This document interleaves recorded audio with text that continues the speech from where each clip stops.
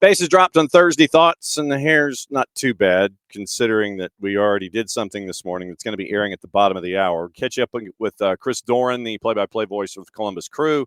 Catch up with him coming out of match day 1, heading into match day 2 here in the opening round of the 2025 playoffs. So we'll get the Columbus Crew perspective on Hell is Real, find out a couple of different things about the rivalry in and of itself. Darlington Nagby, there was a question on the floor that I had. So our conversation with Chris Doran. Chris had to go to practice. And so we caught up with Chris before the show started this morning, and we're going to run that at 9:30. Also on the board, it's a Thursday Power Hour. So in hour number 2, you know that means we can catch up with Nino Torres from our friends at GOLTV and find out about Copa Sudamericana, find out about Libertadores, I imagine. Sudamericana last night was Libertadores last night was insane. For those of you that might have seen the pictures for Racing and Flamengo, it was nuts. I know that a lot of us might have been looking at college football last night or anything else that was on the board, something called baseball. So there was all of that. But last night it was Copa Libertadores, the semifinal with Flamengo and Racing. The scenes were incredible. We'll obviously talk to him about that, whatever else is on his mind when it comes to South America and Portugal and Europe and anything else on his mind as we go. So we'll catch up with Nino at 10 o'clock, last half hour of the show. As always, we'll catch up with our friend Niko Moreno from Pulso Sports and Sounder at Heart, get the Pacific perspective, what's going on in the Western Conference as we come out of match day 1, getting ready for match day number 2 in the playoffs out there. Last night, it was Austin FC and LAFC, and Austin FC was a thorn in the side of LAFC for a very long time. But you've got to be a thorn in their side for a full 90 minutes. We'll have the highlight that flipped the game for LAFC coming up here as a part of our coverage on Thursday Thoughts. And so it's always fun to catch up with all of you. There's a bunch of newsy things and reports and stuff, and we'll get into that as well. Also efforting Max Anderson, the play-by-play voice of Chicago Fire, so we can get the Chicago Fire intel coming out of game number 1 with Philadelphia, getting ready for game number 2 with Philadelphia. So we'll catch up and find out what's going on there on a bunch of different fronts as we go. So that's the Thursday. Tomorrow, once again, it's going to be getting ready for the weekend and hopefully catch up with our friends at Beyond Goals Mentoring. Hopefully we can catch up with our friends from Major League Soccer, maybe some folks who are downstairs that are having to do a lot of different things when it comes to game here, game here, game here. How do you process that information? How do you sit there and let it go, study, go on? Being a sideline reporter in the postseason is definitely one of those instances where it literally is cramming for a test and then drop the information, cram for the next test, drop the information, cram for that next one, drop the information. You are not really processing a whole lot. You're making sure that you know about the game that's in front of you. You can't think about the game that's next or the game that's 2 down from you if you're doing 3 in a week, because you don't want the information in your brain to get all blended and sitting there. And if you're thinking about what's going to be happening on the weekend with, say, Charlotte and NYCFC, and you're not there yet, you could be mentioning Will Zaha when, in fact, you're trying to think of Denny Bouanga or Nathan Ordaz, and you don't want that. So if we end up with sideline reporters as a part of our Friday discussions with Major League Soccer, what we can do is I want to find out about compartmentalizing and find out what it's like being a sideline reporter this time of year, where you're sitting there and going from conference call to flight to sideline to flight to checking into a hotel to going to practice to another Zoom call and getting all of that stuff squared away. So that is going to be one of my things if we get to talk to the sideline reporters that we've seen, Kaylin Carr, Jillian Sakovitz, she's an OG with us, and then Andrew Wiebe, who's been with us before. So that's one of the things I want to get into with the sideline reporters as we go here, coming up in the rundown here during the postseason. Okay, news. Do we call it news? Not necessarily. It's more of a report. So a report has come out from Cesar Luis Merlo et al. That's Latin for and others. So this might be kind of opening kickoff. Opening kickoff might be just kind of like all the newsy stuff as we get ready for Chris Doran's interview coming up bottom of the hour. So we'll do opening kickoff now, and it'll be kind of newsy because of all of the things that have kind of flashed across our bow this morning. So what we'll do is we will go opening kickoff, brought to us by our friends at Kickoff Coffee and kickoffcoffeeco.com. There's your QR code. Right there, you hit that QR code, you start your day there, and then in turn, what you do is you buy out the store. You start your day with them, you buy out the store, and then from there, use the code SoccerDownHere15. You get 15% off your purchase. They, in turn, take 10%, reinvest it in youth games, youth initiatives brought to us by our friends at Kickoff Coffee and kickoffcoffeeco.com. Cesar Luis Merlo came out with a story, more like a report, but we'll go ahead and call it a report, because if it was a story, then you'd have quotes and things like that. But Cesar Luis Merlo came out with a report where Pedro Gallese apparently is no longer going to be a desired individual on the roster for Orlando City. And he says, Cesar Luis Merlo has this confirmed, and this is as of about 7 minutes ago. It's not breaking news, it's a breaking report. So let's put it that way. Morning, Abby. Morning, Ricky. So here from Cesar Luis Merlo, and this also had been talked about by other folks, but now you have Merlo, who is a tier 1 source, confirmed Pedro Gallese will not continue with Orlando City. The club has made the decision not to renew his contract that expires at the end of the year, according to what I was able to learn. This is translated. The goalkeeper for the Peruvian national team is already evaluating his next steps. And so from there, we go here to the salary guide for the MLSPA. And it was updated yesterday afternoon, as of October the 1st. And this was where the numbers were locked in. Pedro Gallese in net, guaranteed compensation about 1.25. Base 960, guaranteed comp about 1.25. So that would be the question for any organization that is interested in Pedro Gallese. 1.25. That was guaranteed comp. Do you want to go down that road? That would be the big question when it comes to anyone when you're discussing age and things like that. So do you go down that road with Pedro Gallese? That would be the larger question in all of this. So Gallese in Orlando, as we go back and check the Orlando City salary breakdowns, and this is once again when they posted the numbers back in September having to do with Major League Soccer and GAM and such. So as it loads, you want something to load, and it's not going to load quickly. The club roster profiles from September are taking their own sweet time to load this morning. So nothing like sitting there and teasing something and then just having it slam right there in front of you where you can't talk about it. Anyway, so you got your GAM totals for each team and all this kind of stuff. Oh, great. You're loading and you're a PDF. And that's not what I'm looking for. So let me hit it again. Let me see if it loads faster when it comes to the there we go. Okay. So let's go down. Second time you load it, everything's fine. All right. So looking at Orlando's roster breakdown, being a TAM player was the designation for Pedro Gallese. He was TAM. He was high TAM, probably bought down, but his guaranteed comp was 1.25. Salary 960. Your DPs, Muriel Ojeda Pasalic, and you only had one U22. So they were on the 3-and-3 model. But TAM players, and Orlando's got a lot of questions actually coming out of the 25 season. Araujo, well, actually, let's go back. Angulo, option year for 26. Araujo, out of contract. Atuesta, option year for 26. Cartagena, unavailable. Once again, he's SEI, but he's out of contract. Gallese, out of contract. Robin Janssen, option year for 26. Alex Freeman, option year for 26. Fabian Loyola, option years 26 and 27. Carlos Mercado, option years 26 and 27. Kyle Smith, out of contract. Shaq Muhammad, he's a generation Adidas, so he would be a low cap hit. Do not be surprised if he is renewed. He's got option years in 26 and 27. Same for Tyree Spicer, and he's got options for 26 and 27. Yutaro Sukada, options for 26 and 27, unavailable, obviously, with SEI. Those are the decisions that Orlando had to make and has to make.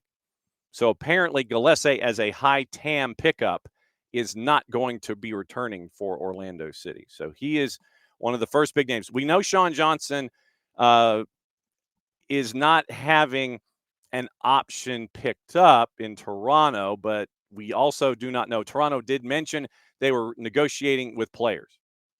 Is Sean Johnson one of those players? So this could be the second big name keeper out in the ether for the 26 season. Sean Johnson looks that way, but like I said, we don't have the concrete, firm evidence that Toronto FC's done with him. He's not mentioned. Technically, he's an unperson with Toronto.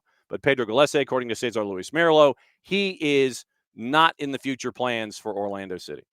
So the purple team will be moving on from Pedro Gillespie, and they will find out what their keeper situation is going to be coming up in the next couple of months. Other couple of newsy things. The U17 World Cup in Qatar, they have a mascot, and his name is Boma. And for the U17 World Cup in Qatar, Boma honors Bora Miljutinovic. 5 different national teams to 5 consecutive editions of the World Cup. One of them was the U.S. in 1994. Went on to make significant contributions to the development of Qatari football leading into the 22 tournament. So Bora has a mascot named after him. So the U17 mascot for the U17 World Cup is named Boma, November 3rd through the 27th, and it's named after Bora Miljutinovic. And I feel like now it should be the more you know. So the more you know. When you see the sunglass wearing a desert owl, Boma, it's after Bora Miljutinovic. Did not know that, but that came out this morning as well. So we'll keep an eye out for what's up with Bora and Boma and the U17 World Cup. Other couple of things, Gummy Bear Cup, we can get into that. That happened yesterday. Veljko Paunovic, he is now going to be in charge of the Serbian national team. Is that correct? Because that was named also this morning. Serbia naming Veljko Paunovic national team coach for the World Cup qualifiers. So Veljko Paunovic, he was named yesterday, or actually earlier today, following Dragan Stojkovic's resignation following the campaign. 36 caps for Serbia's U20s and led them to the 2015 World Cup final. Third place, Group K, 10.6 matches, and he's got a home and away with England, November 14 and 17. Serbia is seeking direct qualification or a playoff spot to the 26 tournament. Qualification chances still exist, and that's exactly, and this is from the federation themselves, and that's exactly why Veljko Paunovic, together with his expert staff, has accepted to lead the national team in the matches against England and Latvia. So it's a 4-match, it looks like it's a 4-match gig at the moment for Veljko Paunovic. He's going to be taking charge of everything involving the Serbian national team, and he and his staff over the next little bit. News on Michelle Agimang is not good, and it is that she is out for the foreseeable future. Brighton and Hove's women's side confirmed that she sustained a ruptured ACL in England's match against Australia on Tuesday, missing the remainder of the season. In contact with her parent club, Arsenal, will work together to determine a treatment and rehabilitation program for Michelle, and they send their best wishes for her recovery, well-being and foremost in all of their minds. So that is the Three Lions getting that news on Michelle Agimang. It looked pretty nasty when she went down, and as it turns out, ruptured ACL, according to Brighton and Hove women, for one of the bright stars currently going on right now in all of soccer. Last night, it was Emma Sears, a hat trick in Kansas City, closing out the October window with a 6-0 win over the Kiwis, the least experienced starting 11 for the U.S. in 25 years. CPKC Stadium, USA played for the first time at the world's first ever stadium built for just a women's soccer team, home to the Kansas City Current, and the U.S. women's team scored their goals in a 3-2-1 grouping, according to U.S. Soccer. A hat trick from Emma Sears, brace from Kat Macario, first half golazo from Rose Lavelle. U.S. gets their 10th win of the year, 34 shots, 82% possession, 10 corners, 6 changes from the starting lineup 4 days ago in East Hartford. Kennedy Wesley starting at center back with Jordan Bugg, making her 4th cap, made her the 25th player to earn a cap under Hayes. 283rd player all-time in program history. Sears and Emily Sam started for the first time during this October camp. Macario and Lavelle, who connected for the team's goal 44 seconds in against Portugal, also earned the start. Lavelle captained the side for the 4th time in her career. 2 Kansas City current players started in the friendly, midfielder Claire Hutton and forward Michelle Cooper. Including Hutton, 5 players made their 2nd consecutive start. Lily Johannes, Bugg, Lily Real, and Claudia Dickey. Average number of caps per player heading into the match was 17.3, which is the fewest number on average since April 8th of 25 against Brazil. Lavelle had more caps, 114, than the rest of the lineup combined at 77. So your rundown. Sears from Cooper, Macario, Lavelle, Sears, Macario, Sears. 6-0. Entire back line had a total of 11 caps heading into the match. Sears gets her first international hat trick. Michelle Cooper assisted for her 2nd career international assist. 4th and 5th international goals of 2025 for Kat Macario, 12th and 13th of her career. Heaps comes on at halftime. She got the captain's armband from Lavelle. We mentioned Kennedy Wesley. 3rd clean sheet and 4 caps for Claudia Dickey. 6-0 margin is the largest in the series with New Zealand, longest active unbeaten streak against any opponent to 21 consecutive matches. 6 goals, most USWNT goals since April 12 of 22, when the U.S. scored 9 against Uzbekistan. Kat Macario had a brace in that one as well. And it was a Safir Stockman from Costa Rica was in the middle. Abigail Brathwaite, Denisha Isaacs. Your ARs and your 4th was Delia Bradley from Guatemala. 34-3 shots, 12-2 on target, 5 saves from New Zealand, 2, 10 corners to 1 for the U.S., 17 fouls, 9 to New Zealand, and 3 offside, 2 to the United States. And so that is the end of this particular window. U.S. heads to Florida to close out the year with 2 matches in the women's Euro against the Euros semifinalist Italy.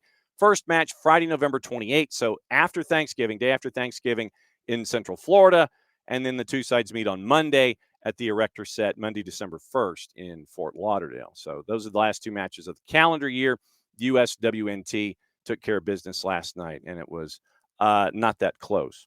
Like I said, we mentioned false salary data. Some guy named Messi is making north of $20 million a year, and he is number 1 on the list. Like I said, we'll get into what happened last night with Major League Soccer and the late game involving LAFC and Austin. We'll come up with that. Actually, tell you what, let's do that right now. Let's go ahead and discuss what happened last night, get over the stats and get into the things, and go let you know what's that. Once again, Chris Doran coming up in about 7 minutes. And we get the education on Columbus Crew, plus what's going on with match day 1, match day 2 in the Hell is Real playoff series. So we get an education on Crew, find out about what Chris thought about match day number 1, get you ready for match day number 2. Like, he was out the door. He was right now he's on his way to practice. So our interview with Chris Doran coming up at the bottom of the hour. Okay, last night it was Austin hanging around for a while. Austin hung around for a while with our friends at LAFC, and it took, and John Gallagher got the equalizer in the match, but it took a late goal, later than late, to give LAFC as the 3 seed the win, and they were a prohibitive favorite. Austin, I believe, was a plus 619 to win in 90 minutes. So it was 1-1 as John Gallagher scored in the 63rd, 11 minutes to go. This moment happens. Keith and Mo on the call on Apple TV, and courtesy of them in Major League Soccer.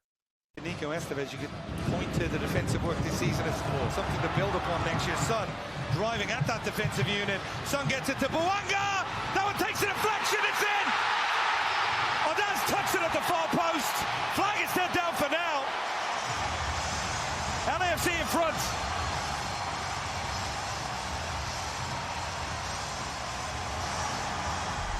Son in transition. Watch this ball. Takes out both midfielders, and now Son driving at that back line, holding off defenders. Good patience from Denny Bouanga. Now that slight deflection just takes it beyond Brad Stuber. You see the reaction from Nathan Odaz because he makes a play on it thinking it might go beyond the post. It looks like he was in an onside position. Now they will check for sure to confirm that. But that's one of the best sequences we've seen from LAFC in the second half. The initial ball to cut out the defenders, to get Son on the ball on the half turn, running up that back line, and then the patience from Denny Bouanga. It was the reaction of Ordaz. He looked like... And that was Keith and Mo last night on Apple TV Plus, and letting you know what's going on there. So that was the rundown of that one goal. That was your winner, and it was 2-1. So LAFC gets the Duke there, and they take the 1-0. They take the series lead there. Once again, prohibitive favorite in that one. And once again, I'm apparently an idiot, because trying to send I know that's nothing new. Trying to send links to people, I thought I sent links and I didn't. I was like, okay, here's you'll see it, 9 something, and then of course John's an idiot, so nothing else is new. So he's finally sent the link to Max Anderson, and hopefully Max can join us for a couple of minutes before we get into the Chris Doran interview. So we'll push Chris back a little bit. We're still going to play it, and then we'll get Max in here to talk about Chicago Fire and turn it into a rapid fire education, because I thought I hit a link and I didn't. Nothing like hitting control, thinking that you hit Control V and you don't. So that's me. Hopefully efforting Max Anderson coming up here in just a bit, because I stink. Nothing else is new. All right, so 1-0 win for LAFC going up against Austin. And your stats on the night, it was 18 shots to 8, shots on target 5-2, and this is all LAFC in the ascendancy unless I tell you otherwise. 7 blocks for LAFC compared to 1 for Austin. Corners, 9 in the match, 8 to LAFC. Offsides, 3-2 to Austin. Brad Stuver had 4 saves, and Hugo Lloris, not really challenged, had 1 save on the night. 6 clearances, 4 to Austin. 27 fouls on the night. It was 17 fouls for LAFC compared to 10 for Austin FC. 3 yellows on the night, 2 for Austin and 1 for LAFC. Shooting breakdown once again, 2 goals compared to 1, 5 on target compared to 2, 5 off target compared to 3, and once again 7 compared to 1 when it comes to blocks on the night. So that's your rundown there when it comes to Austin FC and LAFC. What happened late last night after the World Series game? You might have heard about that one. So that's the rundown when it comes to the schedule so far. And so I believe, yes, we are off for the rest of the week. Then you have the 5 matches on Saturday. It is 3:30, 5:30, 7:30, and 2 at 9:30. And it is NYC hosting Charlotte, chance to close them out. Chicago and Philly, that one, I think it's going to go 3. I think that Chicago takes care of business in match day 2 at 5:30 on Saturday. Messi and friends travel to Geodis to take on Nashville SC. Providence Park has Portland and San Diego. I think San Diego gets that one done. We'll go over juice boxes and previews tomorrow. Dallas and Vancouver, that one is at 9:30. All of those are on MLS Season Pass and Apple TV. And in Frisco, 8:30 local time start. Vancouver goes on the road to Dallas. I think Vancouver gets that one done. Columbus and Cincinnati, hell is real. I think that one ends up going to match day number 3. That's the early game on Sunday. And then the late game on Sunday, 8:45, which to me means 8:55. It is Season Pass, Apple TV, FS1, and Fox Deportes for match day number 2 at Q2. Austin and LAFC. I think LAFC takes care of business there. And then it is all taken care of, and it's all done. That's my guess. That's what my gut is. I think LAFC gets it done. I think Columbus and Cincy goes 3. I think Vancouver gets it done. I think San Diego gets it done. I think Nashville forces a game 3. I think Chicago forces a game 3. I think NYC gets it done. Like I said, that's just me. That's where I am. That's 7 of the 8. So which one am I missing? Which one of these am I missing? So if it's 7 of the 8, which one is not in the Sunday and Saturday run? Oh, Minnesota and Seattle. I think that Seattle forces that one to a game 3 series as well. So we'll have that one at the beginning of next week, but we'll talk about it with our buddy Niko Moreno coming up in short order. So that's the rundown of all of that. So that's what we know when it comes to all of this stuff and Major League Soccer. Let me see if there's anything else that we have going on this morning in a news sense. Like I said, once again, remember, we've got Chris Doran. That one's in the queue. We have Niko, Moreno at 10:30. We've got Nino Torres coming up at 10 o'clock. And so we might, slide some stuff here to get everybody in this morning. And we'll find out what the latest is in and around all the things when it comes to Major League Soccer and all of the stuff going on. Oh, Gummy Bear Cup. I didn't mention that. Yesterday in England, it was a bit chaotic. Enzo Maresca was not happy with what happened in his matchup yesterday in the Gummy Bear Cup. It was a 7-goal batch of chaos. Liam Delap gets 2 yellows, ends up with a red, and then that means that he's not going to be available on the weekend. Chelsea, a 7-goal thriller with Wolves. I never thought you would ever have that in a sentence. Chelsea gets the win 4-3 at a -109. Manchester City eventually takes care of business, beating Swansea 3-1 at a -588. Crystal Palace beats Liverpool. It was a heavily rotated side, and Liverpool gets the loss 3-0. Crystal Palace goes into Anfield, gets the win at a +110. And now they've lost 5 in a row in all competitions across the board. So we'll see what happens there. Arsenal and Brighton, what's the chaos going to be like with Liverpool? But once again, remember, rotated side. You're in the midweek. It's the Carabao Cup. It's the Gummy Bear Cup. You're getting ready for the weekend. So we'll see what happens there. Arsenal 2-0 over Brighton. Newcastle 2-0 over Tottenham. Oh, now, I'm an idiot. I'm a true moron because I thought I sent a link to Max Anderson, and I didn't. So I officially stink as an individual. So I'm going to bring Max in audio only, and if we have video to pop up, then we'll go. Max, I suck. John, you're all good, my man. I thought I hit Control V and I didn't, and I was like, well, and you email, and it's like I haven't seen a link, and I thought, I swear to God, I sent the link, but no, it was a Control V. All good. I'm sitting here itching to get some takes off and some thoughts about the first round, and I thought you were cutting me off, John. No, I suck. I just hit Control V. Max all Anderson, good, my man. Play-by-play voice. Yes, hit it.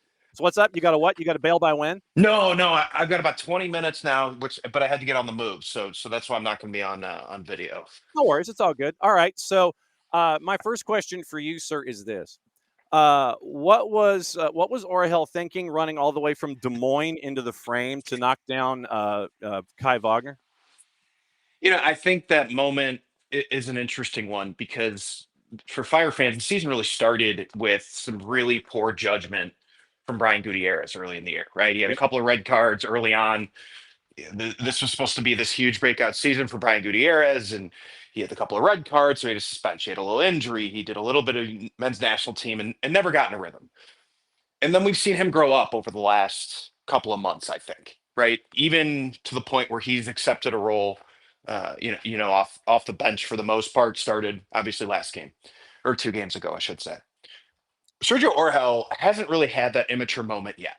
We haven't seen that from him, and I think as immature as it was in the moment, the intensity, the comeback had happened. Kai Wagner certainly not innocent in the situation either. It was a bad foul by Brian Gutierrez that deserved a yellow card.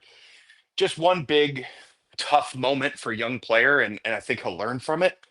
But I do think that in that moment, did he come from right field for a shove? Absolutely.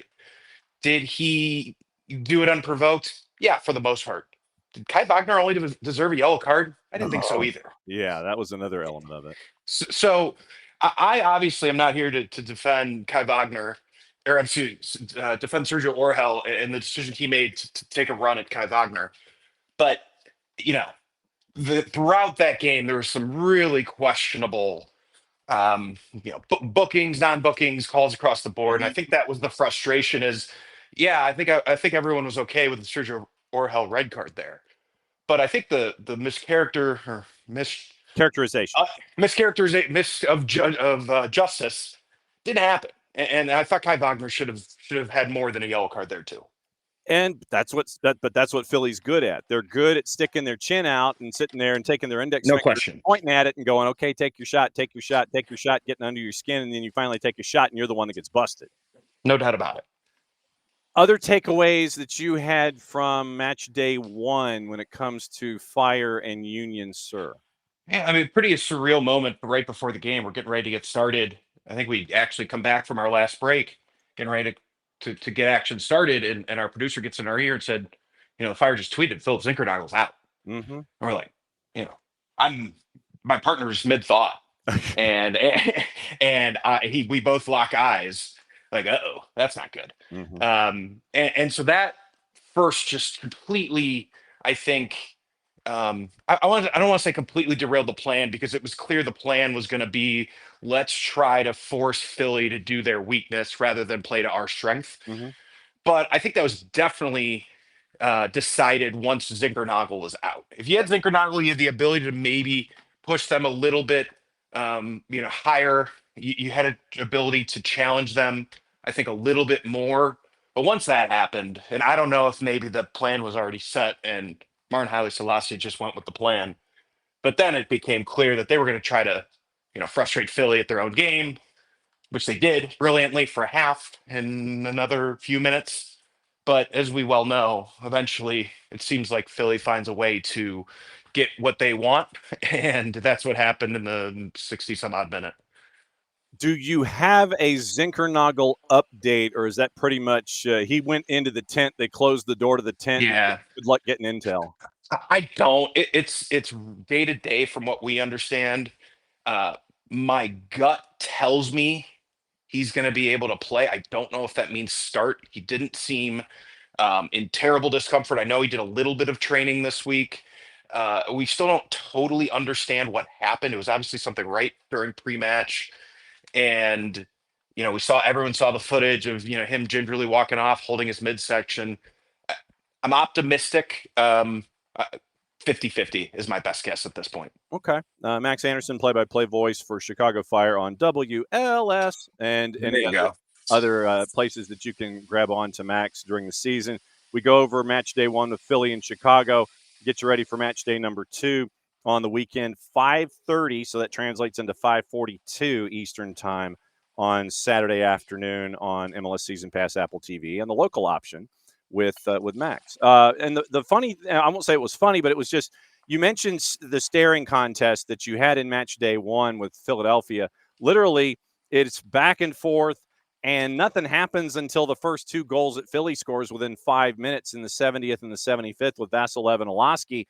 But I think also it speaks a lot to what Chicago did to come back with Jonathan Bamba scoring in the 84th, and then Jack Elliott. Why are you leaving Jack Elliott wide open 22 yards out? So he's got a chance to wind and go. I think it speaks a lot to the mentality and mindset that is there this year under Greg Berhalter, where, yeah, you're down 2-0, but you still got time on the clock instead of sitting there going, oh, we got time on the clock. We got time on the clock. I'd be lying to you if I thought they were going to score 2 goals in the last 10 minutes. But what I do know is we've seen this team the entire year never give up. And I know that can be cliche, but we've seen it game in, game out. I mean, this team set a franchise record for road wins. You don't do that if you're mentally weak as a team, and if you're not well prepared, from your coaching staff. And I think that's been, as much troubles as the Fire have had over the last couple of seasons. The preparation, the plan, even if it wasn't always executed perfectly, you saw that they had a plan, they had a style, they had an identity. And yeah, no, I don't think myself, my partner, Dason Robinson, truthfully thought they could come back from 2-0, in the last 10 minutes. But especially once they got that first, you had a feeling, because there was, I think, some of the substitution decisions from Philly were maybe a tad over their skis. Westfield coming in, I was a little bit surprised to see that. I thought that might have been a bit of a liability up that right side, and it turned out, maybe it was. So there's definitely some openings, and I don't know that Philly handled it as well as they would have liked to, looking back on it. But it certainly wasn't shocking in terms of this team's ability all season long to stay the course in tough environments, find wins. They weren't able to find this win, but I think as far as a penalty kick shootout loss can go, there's not much more momentum you can get from it than what they got. All right. What are you the most confident about going into match day 2, and what concerns you the most going into match day 2?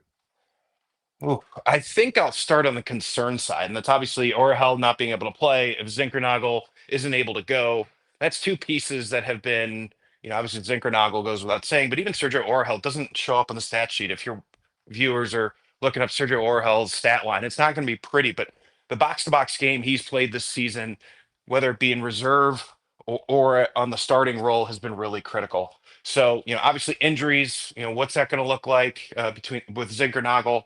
That is what I'm most focused on and most worried about as we head into this game. Having the full week off will be, a huge benefit for the Fire, at least 6 days, rather than the 3-day turnaround they had for the game against Philly. Right. What am I most looking forward to, Yeah. or most confident in? Yeah.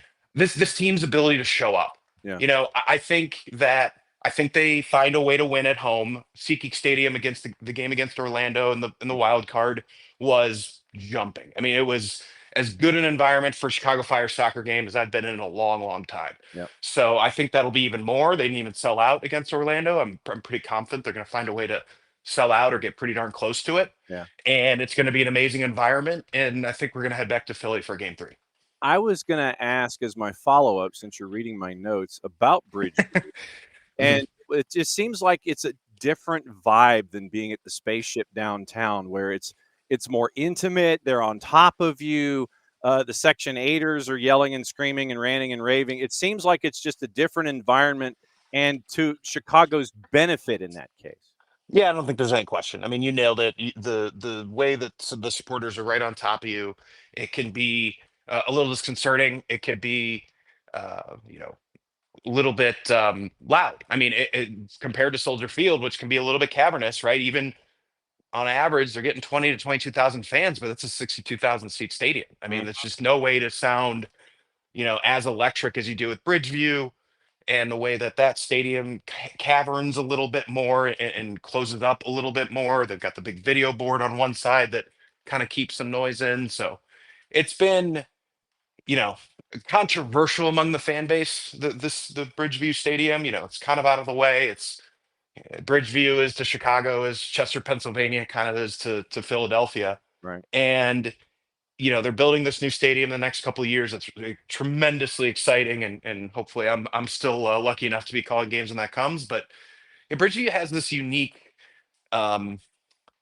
you show up and go play soccer feel to it. It's kind of in the middle of nowhere. It's kind of hard to get to for a lot of fans. And you get there and you're kind of trapped into 90 minutes of noise, and the playing surface, we'll see.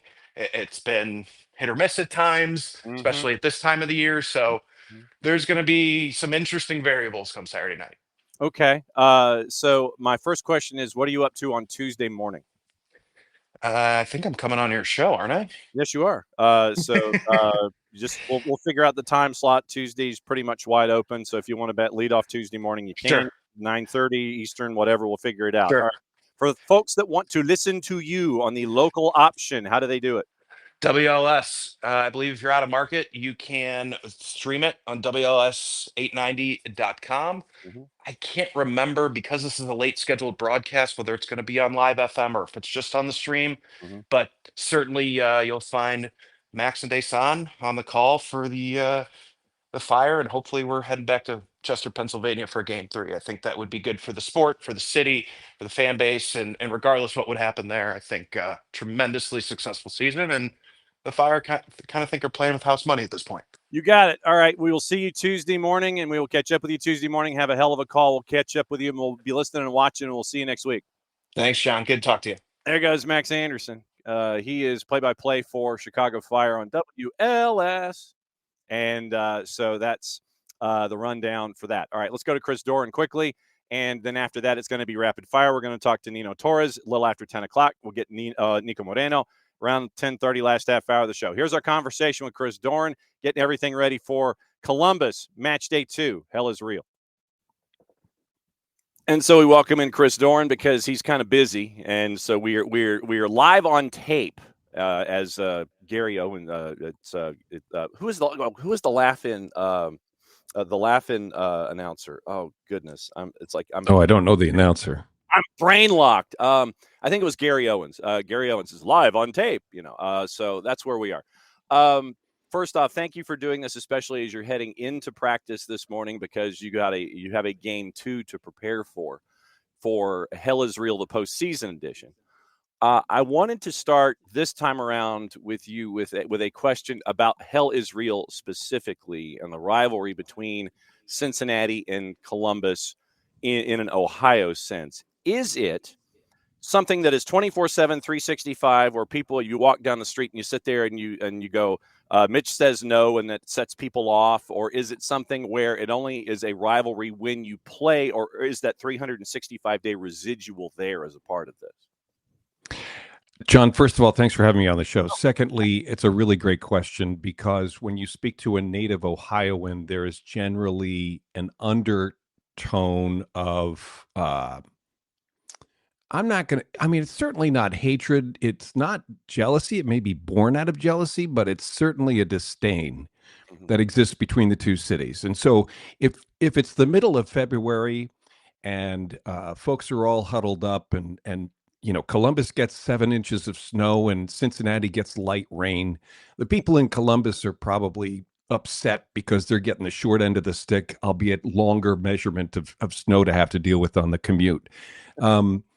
But other than that, the height of the competitive level between these two cities and these two teams, believe it or not, is only realized in the Cincinnati Columbus Hell is Real soccer derby, because the colleges don't play one another, other than maybe some Olympic sports where Xavier may play Ohio State, but you never see UC Cincinnati playing Ohio State football. Ohio State doesn't have time for UC Cincinnati and would just as soon tell you that UC Cincinnati can't hang with them anyway. So there is that. But when we get around Hell is Real, which is twice during the regular season, as you know, and uniquely now in the postseason, there's a lot of spirit between the two teams, between the supporters groups, and between the cities in general.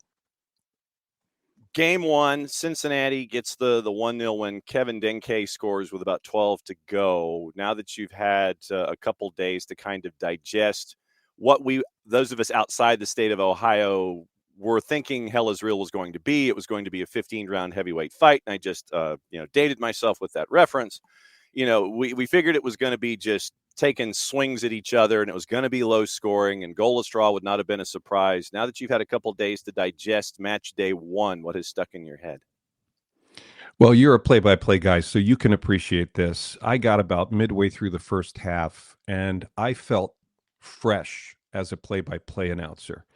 And what I mean by that is that the game unfolded at such a delightful pace tactically that you were able to, as an announcer, identify every touch and follow the 20-yard pass, and then follow and describe the chance that was just unfolding in front of you, and still feel like you had a breath. So what I really appreciated about Monday night was that the game tactically was so sound from both teams. And we were reminded by the 1-0 score line that the margins in the postseason oftentimes are very, very thin. And it was Kevin Denke who was able to get at the end of a loose ball inside the 6, and he was by himself. And 1v1 with Kevin Denke, you're not going to win a lot of those. And Patrick Schulte did what he could, but he was not going to be able to smother that chance.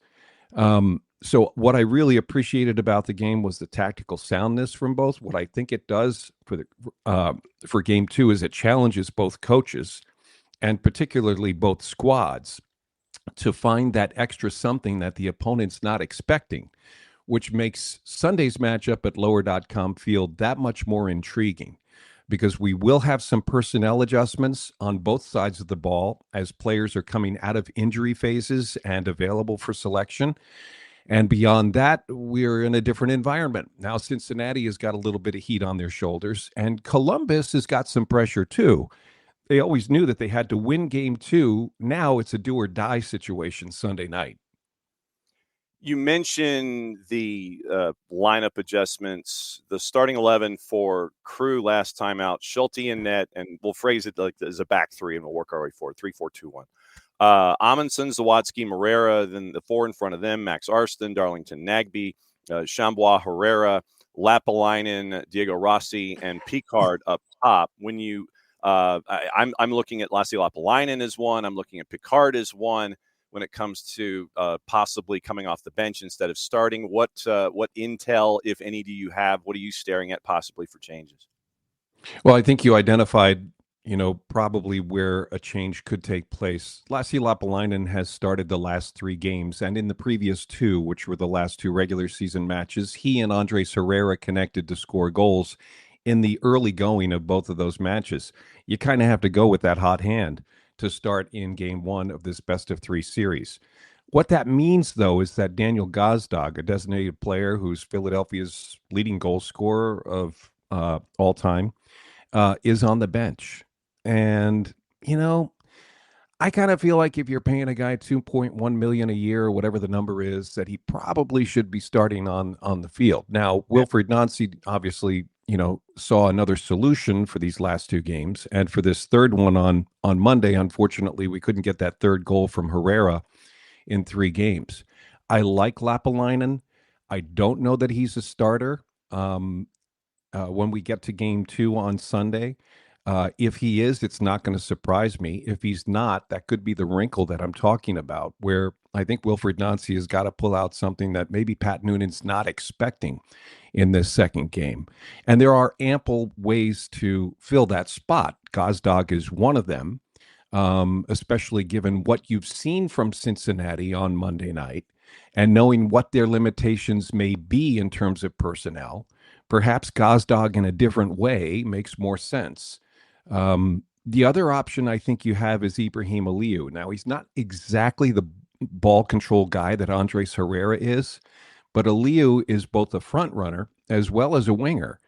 And if he were to step in on the flank, he would cause a lot of problems in terms of keeping Cincinnati in check and away from buildup into the attack on the wings to more of a defensive posture on the wings. Are there any secrets this time of year? And I mean, it could be, it could be philosophy, could be lineup, could be positioning, could be, watering the grass. Are there any secrets, or did pretty much everybody know what could be any kind of an alternate when it comes to an approach for a match day 2 where it is a do or die? That's a really great question, John. I know you followed teams for years. You know what coaches go through in terms of forming an identity with their team. These MLS coaches have got 34 games, make it 39 weeks in a season. You add preseason to that, they're trying to form an identity with the squad. By golly, I mean, there shouldn't be any secrets in terms of who you are by the time you get to this time of the year. There's always talk in the league about how when you get to this moment where these are really big moments, I mean, one after another within a 90-minute framework, that your best players are the ones that really need to shine.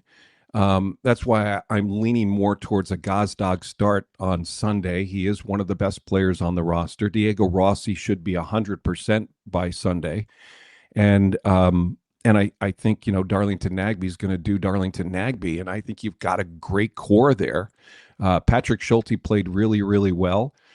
So you're really leaning on that group of players who not only got you to where you are today, but were a part of the series that got them to the 2023 MLS Cup a couple of years ago. We had 12 players on the roster in that Eastern Conference final against Cincinnati in December of 2023 who are still on the roster today.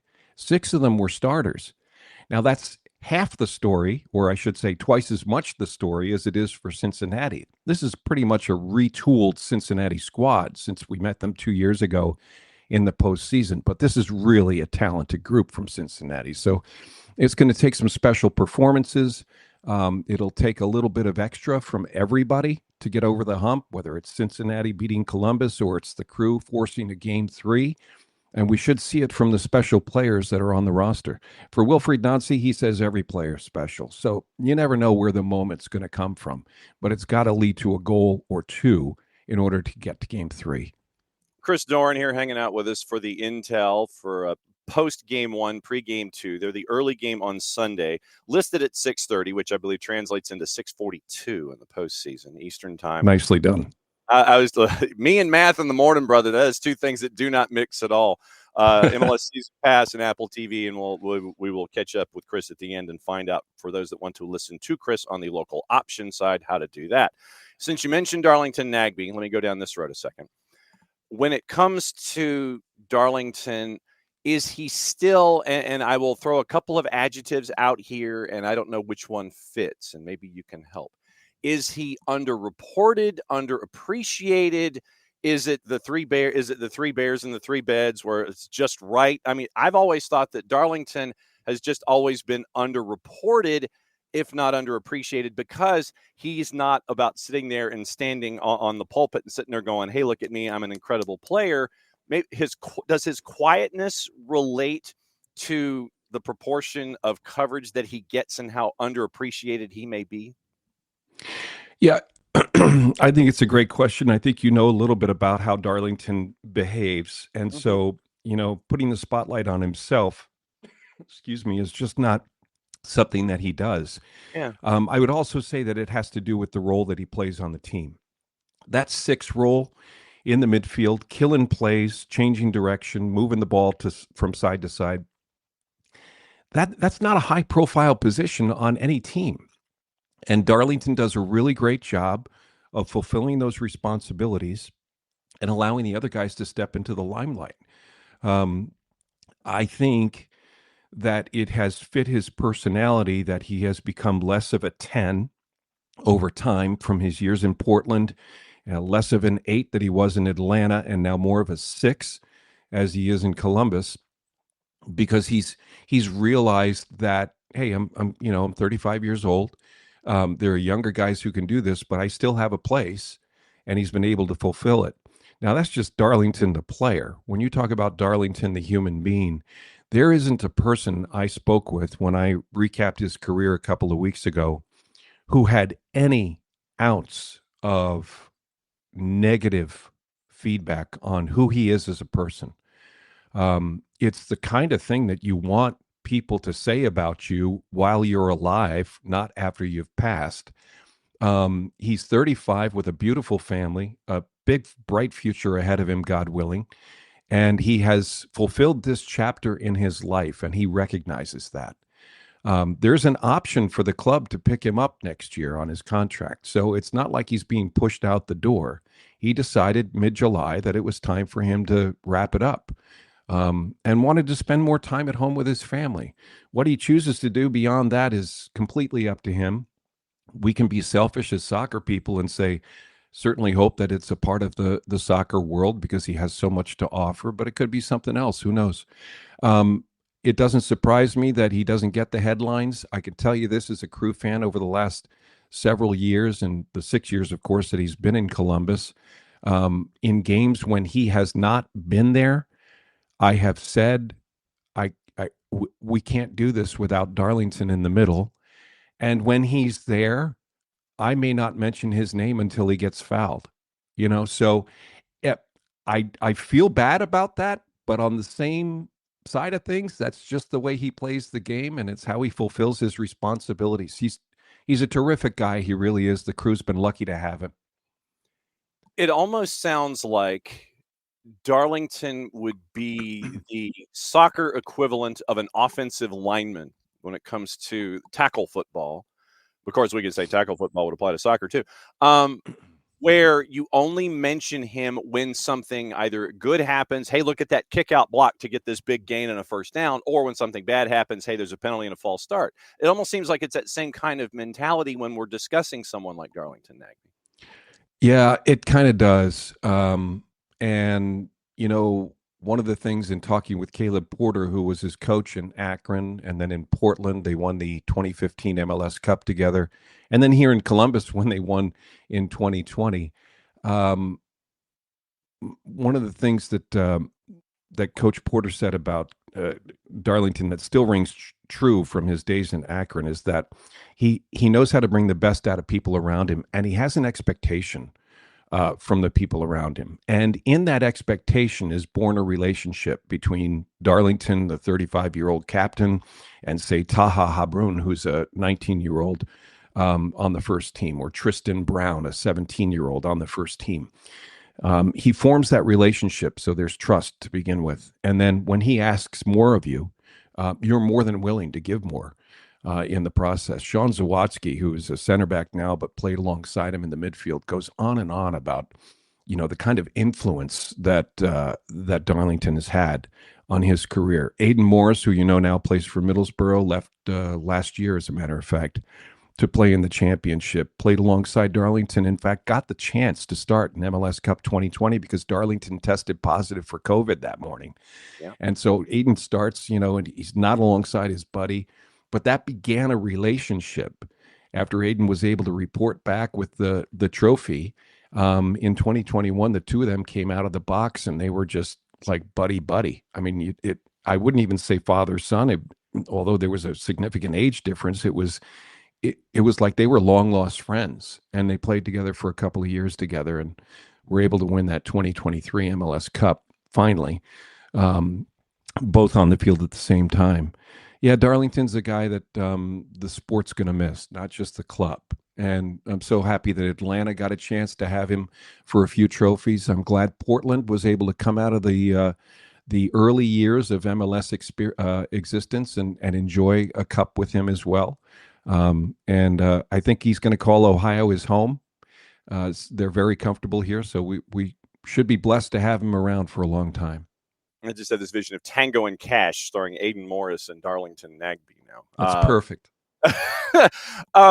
What concerns you the most about match day 2 from a Crew perspective, and what are you the most confident about heading into match day 2 for Hell is Real, the postseason version? Well, I think both teams have answered my question about managing the emotion of the Hell is Real Derby in the postseason.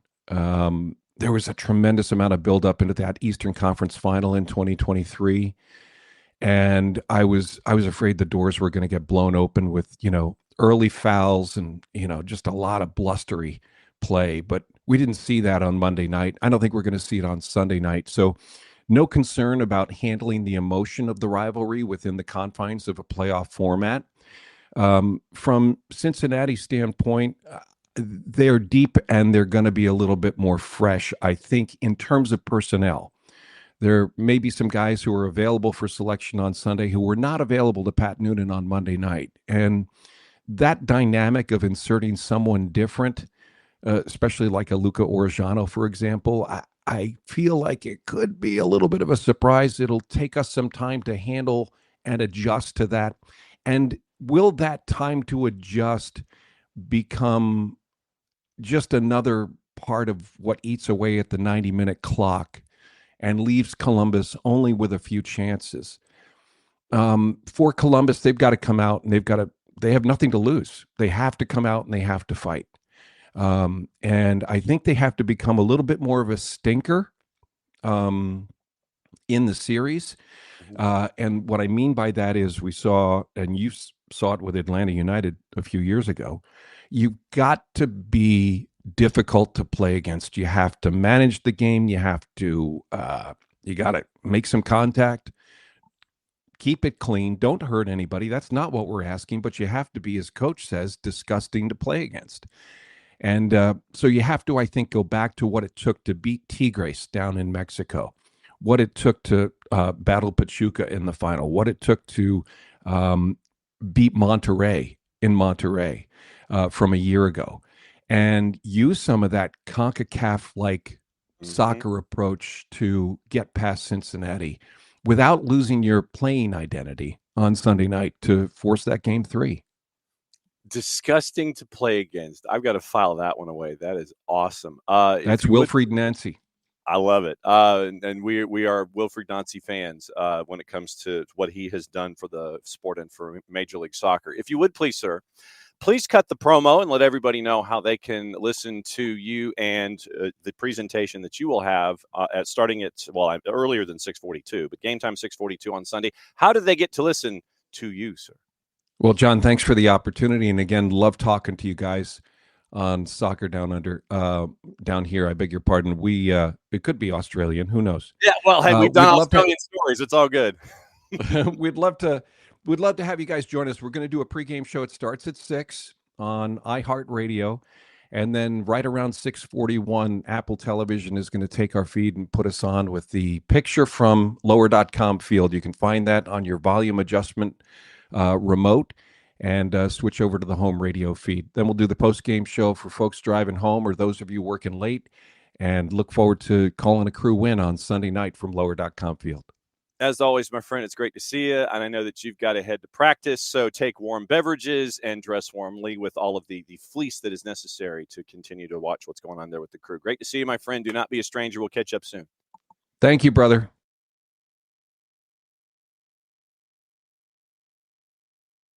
Where am I? There I am. All right, hot change.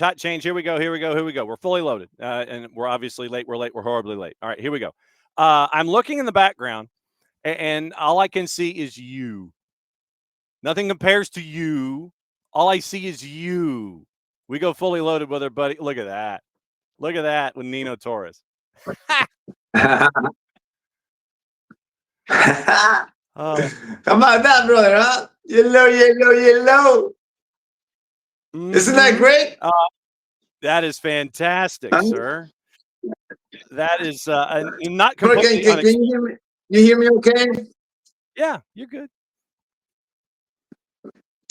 Because I'm suffering here. My Wi-Fi is gone. I'm only using my hotspot for my phone, so I'm trying to make it this happen, brother. Hopefully, I'm going through well.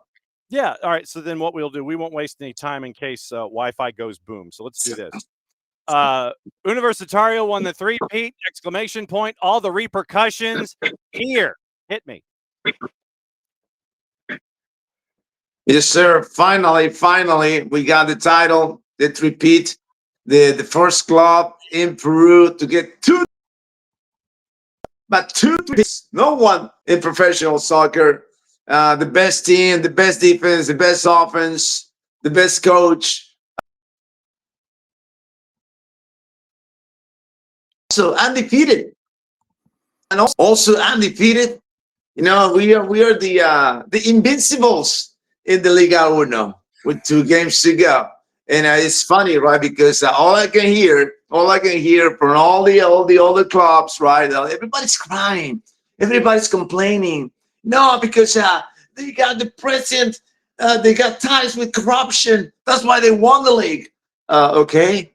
So, and they won because they have the best team, and it's unfair to us. Why did they win so many games in a row? That's something is up in there. Something is up. What about the anti-doping? Where's the doping test? We got it, unbelievable here. You believe that? There was one journalist on TV, on live TV, saying that questioning how they're so fit in the altitude.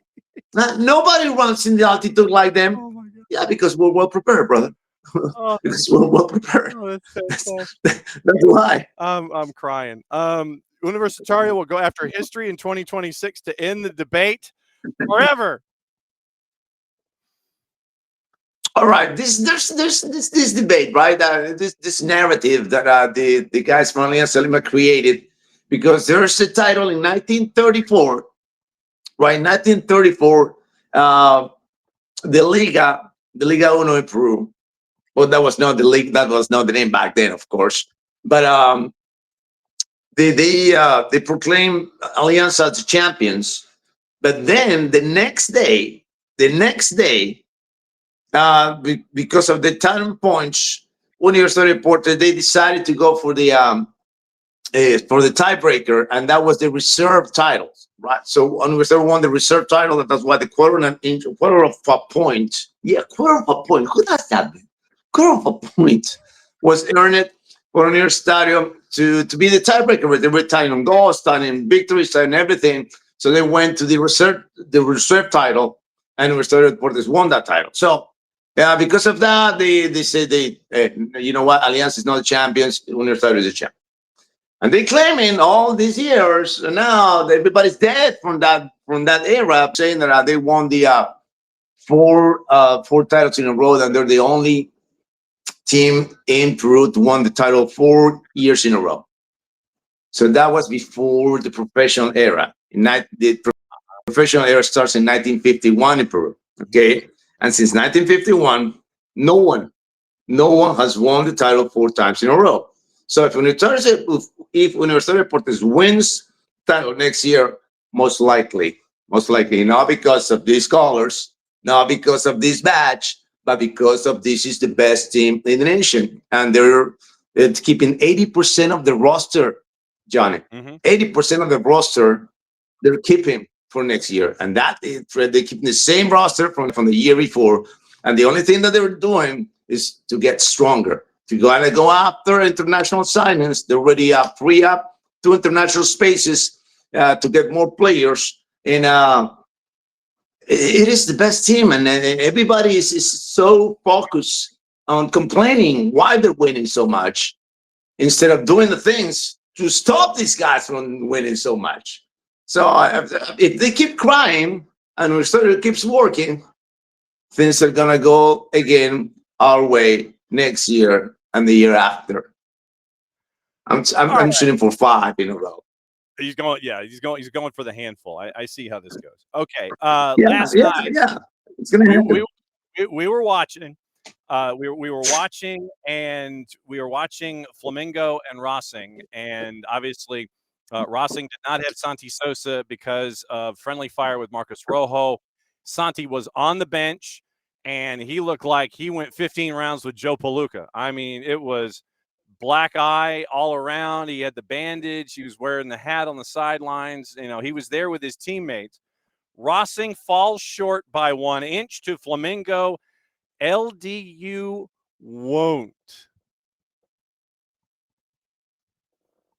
I think that Liga de Quito is gonna fall short tonight, man. But before we're going into Liga de Quito, we're talking about Racing, one of my 2 dark horses.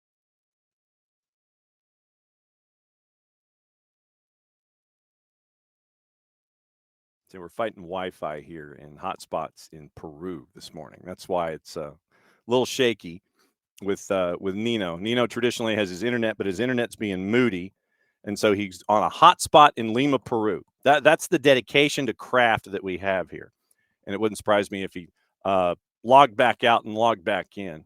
We're kind of doing it rapid fire because I would anticipate that this is costing him a fortune to do this. So I'm, like I said, that's why I'm trying to do it a little faster than normal than we traditionally have with Nino when we go fully loaded. So last night it was Racing and it was Flamengo. There we go. There he is. All right, hit me. There we go. Right, we got you. We're back. All right, we're back. Go for it. All right. Yeah, all right. Man, we're back. Jesus, Lord. All right. So Racing last night, the game changed after the red card. Game changed after the red card, which, by the way, was the most ridiculous red card that I've seen in my life. The most ridiculous one. All right. You watching, Johnny? You watch the game? Oh, yeah. We're watching the fireworks and everything, brother. But what about that red card? He didn't do anything. He was just like, he did this, like, get out of my way. He didn't punch him. He didn't do anything like that. And then the worst part is that they didn't go for the review. The ref didn't go and check it. Why? Why they didn't do it? It's just ridiculous, right? And but Racing, the goalie was everything last night, man. Rossi was everything last night. To be honest, Racing, they should have won that game. They should have, but and it's not what it should be. It's what it is. So, and then what it was is that Rossi was the MVP of the night for Flamengo, and I feel sad, I feel sad because he was just all with pride, with effort, with hustle from Racing. Not too much soccer, not too much, because Flamengo was just one strong unit. And when I saw Bruno Enrique entering the pitch, I was like, oh boy, here comes the Gazelle. Here comes the Gazelle. One counter attack, that's all they needed to take Racing down. And they were almost got it, but it should have been a red card for I think it was I don't know who it was to stop Bruno Enrique, like a tackle, like a rugby tackle. I mean, I know he was not going straight to the goal, but once he crosses that halfway line, there's nobody to stop him. So he could have, but they didn't show the red card. It should have been a red card. It should have been 10-10. And then the referee was so eager to show a red card to Racing. He wanted to show a red card to Racing. And he did. He showed it to Rocco. But then they're like, oh, buddy, come over here. Come over here. Check the monitor. That's not an elbow. Okay. That's nothing. Okay. So, and I'm sorry there for Racing. It was, and it's not that Flamengo was the better team in the series. It was not the better team in the series. It was a very, very open series between the two. It could have gone either way, and it went the Flamengo's way. So Afogao will be in the finals. But tonight, my Ecuadorians will go for revenge. They will revenge for us for Universidad Deportes. Take down Palmeiras, Liga de Quito. Come on, take down Palmeiras. Best defense in the entire tournament in Liga de Quito. Now going serious, right? Not just fan talking here. It's the best defense in the tournament. There's no question. They only conceded one goal since the knockout stage. One goal. Okay, so. And you know what it is, right? Defenses win you championships, and I'm pretty sure that they're gonna show up tonight. And I'm gonna say Palmeiras is gonna win tonight, right? Yeah, that's no doubt. Yeah. Palmeiras is gonna win the game tonight, but it's not gonna be enough. I think that they're gonna fall short. It's gonna be like 2-1, 1-0. Something on that sort, and I think the Liga de Quito will score one goal and one goal only tonight to make the things even more difficult for Palmeiras tonight in Sao Paulo. So I don't know about you, but I'm going with Liga de Quito tonight. What are the odds saying, Johnny? Hit me with the numbers. What are the odds? So how much is Palmeiras paying? One tonight. To win just the match, not the series, but to win the match tonight. Tonight, Palmeiras is a minus 526 to win the match. Liga de Quito is a plus. Yeah, I mean that's I'm not touching it. Plus to a 90-minute draw tonight only, plus 535. Liga de Quito to win tonight outright is a plus 1200. Enjoy the match. Don't touch it. Don't touch it. And then you got brother. You got yeah. Don't do it. You got Sudamericana tonight also. Lanús and Universidad de Chile. Lanús is slightly favored at a minus 127 too. Yeah, and they're playing at home tonight, right? So Lanús plays at home tonight, right? Yep, Lanús is at home tonight. University. Yeah, so Lanús for me. I got to go there with the Sudamericana without question. I'm gonna take Lanús in that one for sure, man. Okay. For sure. All right. I think that yeah, I'm right there with you. We got two more topics, and I don't want to burn a hole in your wallet with your Wi-Fi. So here we go. The curse is over for Peñarol, and he does this in all caps, by the way. So obviously this is big stuff. The curse is over for Peñarol. Please explain. So since the Copa Uruguay was created back in 2022, Peñarol didn't even reach the finals in all 4 tournaments. Nothing, zero, nada for Peñarol. The Defensor won all 3 championships, 22, 23, 24. And Peñarol took down Defensor this year and reached the finals to meet Plaza Colonia in the finals for the first time ever for the Pata Blanca at the Centenario. And it was a rough game for Peñarol. You know, Plaza Colonia is fighting to avoid relegation. But they have the king. They have the king Leo Fernandez, the king of the set pieces for the Carboneros. But he was crazy, right? Because he was trying to do too much. He was going 35 yarders, 40 yarders. Brother, I know you got power, but I mean, you gotta get a little bit closer, right? For these set pieces. And he was hitting him. I mean, he was hitting on target those shots. But 40 yards away, it's even for it's a long distance. So in the end, he ended up scoring a goal to open the count for Peñarol from the run of play with a right footer from Leo Fernandez, who's a lefty, and that was when he scored. I was like, all right, this guy with the right foot from the run of play, not from a set piece. It's meant to be. It's meant to be. That's what I said on the broadcast last night. And then Diego Aguirre makes 2 substitutions.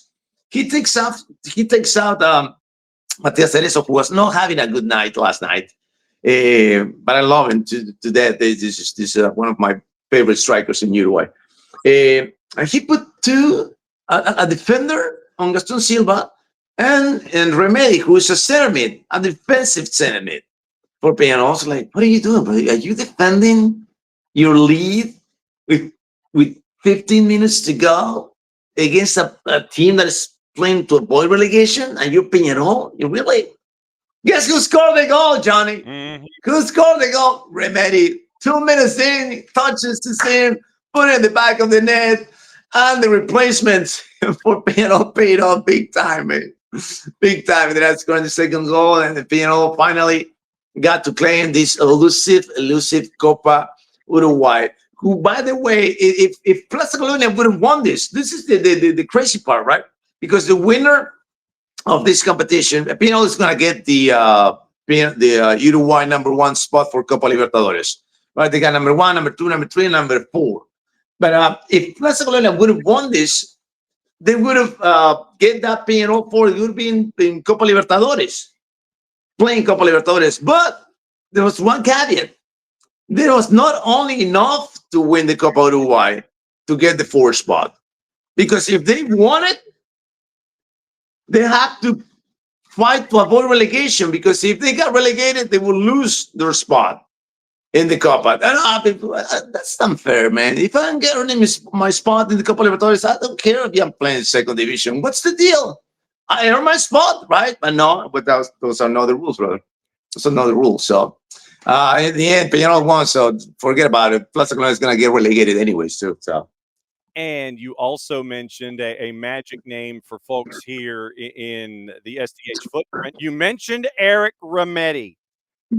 Eric Remedy gets a mention on the show with his new gig. So very, very cool there. Last story. Moreirense and its TV rights deal in Portugal. What in the heck is going on here? That's the same thing I asked myself on Sunday night when I called the games in called Sporting game, and then I didn't see on the grill the games for Porto. I mean, we got the Porto games. We also broadcast the Porto games. And it was like, hey, do you have the game? I talked to the other 2 guys, right? No, I don't have the game. You have the game? No, I don't have the game. What? Nobody has the game? What is this? So I talked to the producers and like, yeah, Nino, because Moreirense struck a deal with TVI, which is one of the TV companies in Portugal. Mm-hmm.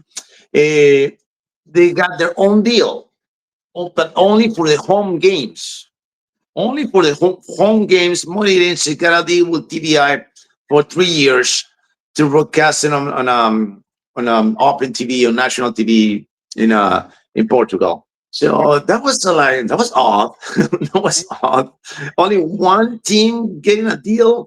I don't know how's that going to work, and why Sport TV, which is the TV right holder in Portugal, we get the signal from them that we got to deal with them, and I don't know how did that happen? Only with Moreirense. Then why Moreirense? I don't know. There's another team that is in conversations too.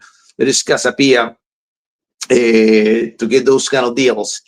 I don't know how is this going to progress within the years, but I don't know. It makes me think. How is this going to be progressively losing Sport TV the power in Portugal? I don't know. We'll see how it goes within the years. I don't think it's going to be a big change for the next couple of years. But it might change. It might change. As the Morenes is happy with the deal, then Casapi is happy with the deal. I don't know. But that's what happened on Monday, because that's why we didn't have the Porto game, which is actually the Moreirense Porto game. Yeah. Porto, every other game we have, right? Every other game in the league, but not the Moreirense's home games. We don't have them. So I just found out this week. We see that with Liga MX in Mexico, where you have teams that strike out and do their own deals with networks for their home games. Santos Laguna, Chivas, I think, has one. I think Club America has one. So that was, when you mentioned that, I was like, okay, I've seen that in Mexico, but this is the first time I've seen something like that in Portugal for a team that's in sixth and has lost 3 of their last 4. I'm just I'm just saying. What are you calling this weekend, and what do we need to keep an eye out for over at GOLTV? Yeah, I don't know what, but it really surprised me. Mm-hmm. So what do you? We got Benfica. We got the what is this? We got a big game this week. Hold on a second. Let me see. Don't go. Not going.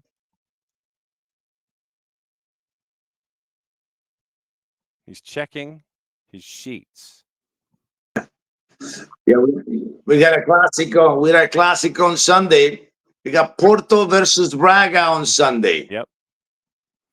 We got the Benfica game tomorrow. I mean, on Saturday. We got Uruguay tomorrow night and Saturday night. I've got a Monday night soccer too.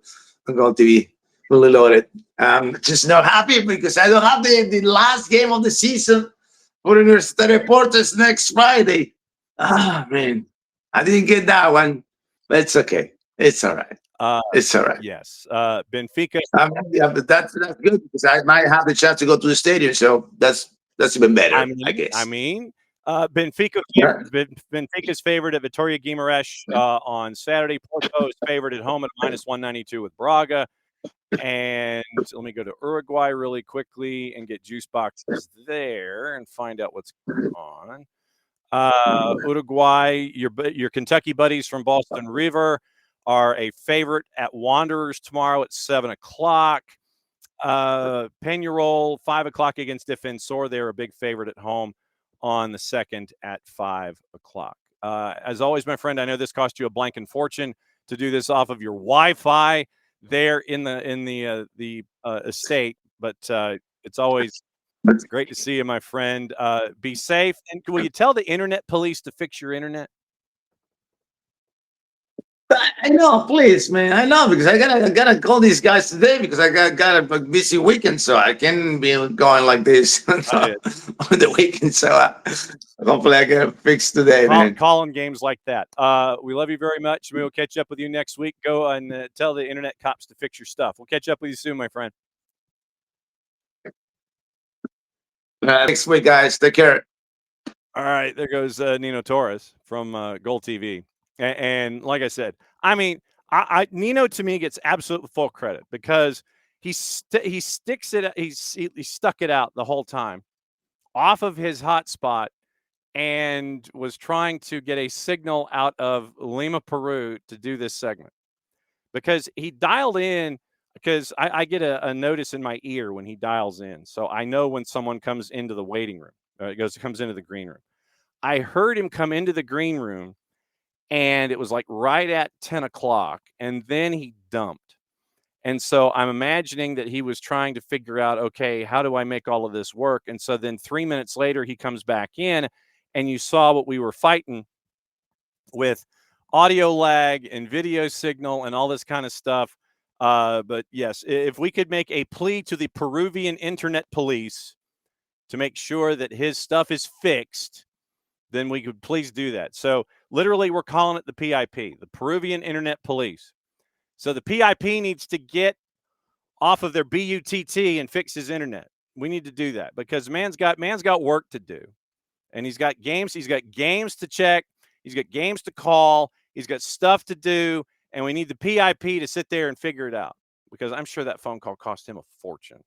Anyway, it's always great to catch up with our friend Nino Torres, find out what's going on down in Peru and South America and all the points in between. And remember, GOLTV, you can get that at fntz.co/soccer down here. And what you can do is you get all of the things, like right now I'm watching, and what Fanatis has, they have a Sportia on Teise. They have the Premier Paddle Circuit, which I think is on the BNs. You get all the BNs, by the way. Liga 1 Max, Liga 1, BN en Español, Teise, GOLTV in Español, TVV. You get matches from Tigo Sports, CA Sports, CATV, Canal 4, all of them. You get LPF, you get Argentina, you get Uruguay, you get all of it. All in one place at Fanatis, fntz.co/soccer down here. Helps them out, helps us out, helps you out, helps everybody out. It's a no-lose situation. You get all the stuff squared away there, and it's like I said, I literally have, because of everything going on in South America and South American football, I'm to the point to where Fanatis is pretty much dialed up for me 24/7 on one of the monitors so I can keep an eye on everything and find out what's going on. Once again, coming up around the corner, it's Thursdays with Niko Moreno from Pulso Sports and Sounder at Heart, where we get to break down everything going on from a Pacific perspective. He joins us from his studio space in Seattle. Dude joins us at 7:30 every freaking Thursday. I mean, I know that he has family stuff to do and all of that, but I mean, the fact that he is up and running and ready to go at 7:30 on a Thursday morning local time to talk about anything and everything Major League Soccer is full testament to the man and his however many cups of coffee he's in on the day. So, I mean, it's like I said, I give him a boatload of credit. He's a braver man than I. And it's always great to catch up with him and find out what's going on his brain. Obviously, we'll talk about what happened last night, and we'll work our way backward to get us into match day 2s and what he thinks about everything going on in Major League Soccer and the postseason as we have it after match day 1s, getting us ready for the 5 matches on Saturday in match day 2. And then you end up with another couple of matches. You have the 2 matches on Sunday, one of those involving our friend Chris Doran, where Hella's Real match day 2 is up. And then you have the late game, and then you've got Minnesota and Seattle on Monday to wrap up match day 2 and lock that all down and get you ready for match day 3. And we'll find out who has survived match day 2 and is getting us ready for match day 3. So we'll find out what's going on there with Niko Moreno. And if there's anything else that is bugging Niko as we go, we will catch up with that and get that squared away as well. So trying to see if there were any other stories that I might have missed. So we mentioned Ajimang. Enzo Maresca was not happy about the red that was shown by Liam Delap. And the second yellow, it was a pull down, and it was worth the second yellow. But getting the first one, you're kind of like, dude, why are you putting yourself in that situation? Celtic beat Falkirk yesterday. Martin O'Neill is back as your caretaker manager, although he thinks that Hearts are going to win the league. And we will see how accurate Martin O'Neill is with his prediction, with him being the interim manager at Celtic, picking Hearts to win the SPFL. Simon Peach over at the Independent caught up with Manchester United's director of football, Jason Wilcox. Wilcox is convinced Manchester United are heading in the right direction, says there is a clear plan, in quotes, for the club to kick on. Once again, 15th last year in the Prem, lost the Europa League final, wanted to restructure a lot of stuff. Wilcox has been pleased by the way they've settled into it. The new players have settled in, preparing for a trip to Forest on Saturday, 3 straight wins. And they're top professionals, top players, really optimistic. We're going in the right direction. He said, we have a clear plan. I'm sure there are going to be bumps in the road, but we just have got to make sure we stay calm, irrespective. Thank you for using the proper word of the noise outside. Spoke to club media, says we've got a clear plan. We know what we've got to do. We know the areas of the team that we've got to improve for us to get in the top 4 and consistently challenge for Champions League places, win Champions Leagues, win Premier Leagues. We've got to invest in the squad. We've got to buy the right players who are talented, but also who can deal with the pressure, who can take the squad forward. It's not always just about signing elite talent. They've got to have the right character and be somebody who can bring something different to the team. Really happy with where we are. We know we've got to improve, and the players will never be satisfied. Ruben will never be happy. I'll never be happy. It's just how we're built. We're always looking to improve. Anybody who works at Manchester United should be thinking the same, and they do, with the standards we are driving every day. So Jason Wilcox, to the assembled media, is quite pleased with the direction they're going. And Arne Slot was asked about team selection. He made 10 changes to the team that lost to Brentford in the Premier League and for the matchup against Crystal Palace. And he stood by his decision to make those changes, despite they're now losing 6 out of 7, bowing out of the Gummy Bear Cup. And they won the Community Shield on penalties and the meeting at Selhurst Park Wednesday evening. Now you have the Eagles getting the best of Liverpool for the 3rd time this year. Ismail Assar had a first-half brace. Jeremy Pino scored his first goal for the club, 3-0 fourth-round win after Amara Nalo was sent off. And Nalo's red was definitely warranted. That created the situation, them playing for a man down. But Slut's decision to make 10 changes leaves stars out of the squad. According to Simon Peach at The Independent, backfired. That was the verb he used at Anfield, but the Reds' boss does not regret his choice to prioritize the upcoming run of fixtures. And speaking of which, you have a run coming up for Crystal Palace where they are playing 4 matches in 8 days because of their successes. 4 matches in 8 days. That's what you got. Yeah, Abby, absolutely. She's definitely tech savvy. I'll give him that.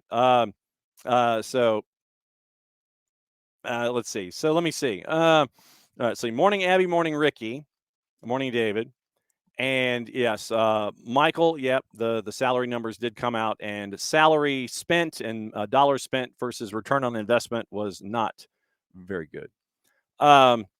Gillespie, you wanted to know about Ricky, wanted to know about Pedro Gillespie. So let's get into the stats there and find out where Gillespie was in statistics now that I'm circling back. So league leaders, player stats, let's see, key passes, club stats, goals, passes completed. I need defensive stats is what I need. Player stats, club stats. Okay, so player stats, all filters, all clubs, keeper, apply filters. Okay, so here we go. If you would please apply the filters, but you still give me the scoring numbers. I don't want that. Give me my applied filters. It's like I want all the keepers and the stat filters. General goalkeeping. Here we go. Okay. So let's see. Gillespie, 32 matches, all starts, 2,880 minutes, 8 clean sheets, which puts him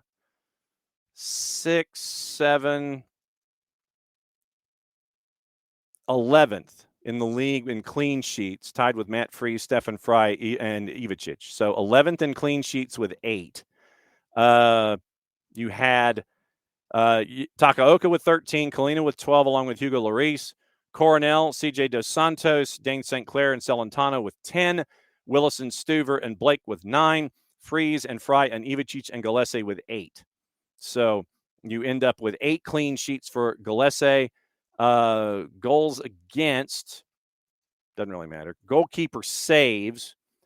Gillespie was 6th in saves with 105 after allowing 49 goals against, which was tied for 4th and with Brad Gazan and Cabral in RSL. So Pulskamp, Brady, D'Souza were 1, 2, and 3, tied for 4th. Cabral, Gazan, Gillespie at 49.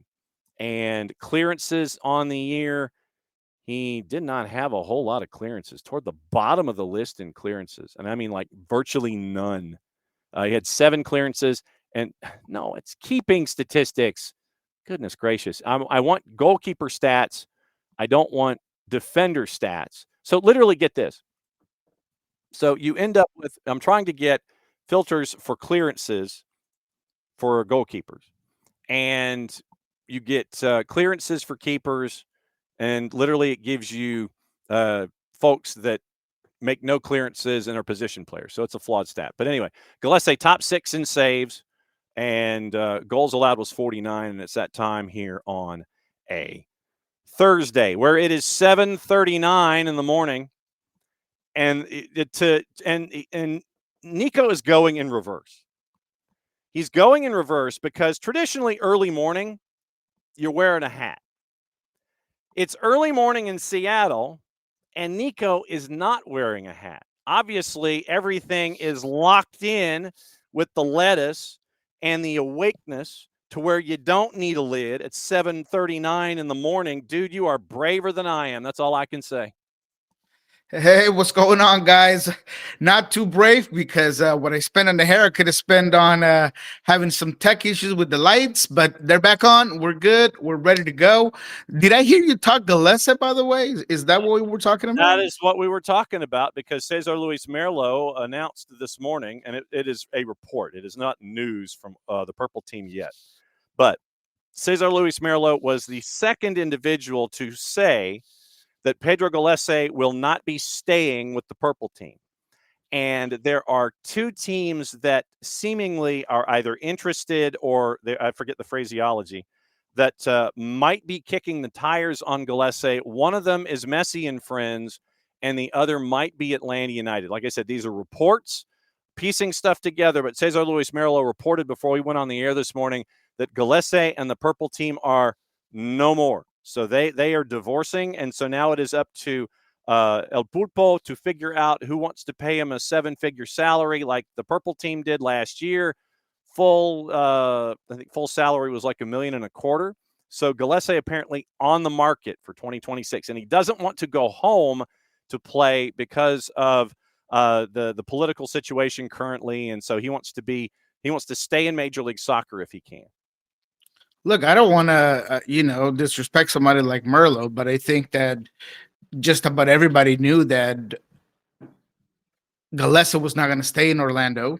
And let me go ahead and stop you with the 7 figures. There's no MLS team that's going to pay him 7 figures. Mm-hmm. Plain and simple. Galesa is no longer a top 10 goalkeeper in MLS. He's lost more than one step, maybe 2 or 3. He's had one of his worst seasons with Orlando City. Look, he is a goalkeeper that did a lot for Orlando, and he's a goalkeeper that I've followed and respected and enjoyed in MLS. Great shot stopper, good up with his feet. But the reality is that he is not worth the $1 million plus that salary that he currently has. You look at the rest of the goalkeepers in MLS, and there aren't many that are getting paid $1 million, and most of those have a better save rate, a better overall body of work. So look, I know that Atlanta is one of the teams that are interested in Pedro Galese, and that's obviously I had no idea that Merlo had said that, but yeah, sure, that's something that we'll be following up on. My own ends. I also know that San Jose had been thinking about a player like Pedro Galese, that he is a guy that they had targeted in the past or looked at it. So, there are teams that are willing to bring on a goalkeeper like Pedro Galese, but the reality is that he is not worth $1 million. Not anymore. Not when you look at the way you're supposed to build a roster in MLS with the salary caps and everything that you need to put together. It makes no sense for you to spend that much money in a goalkeeper like Pedro Galese. And again, that's not a disrespect to him.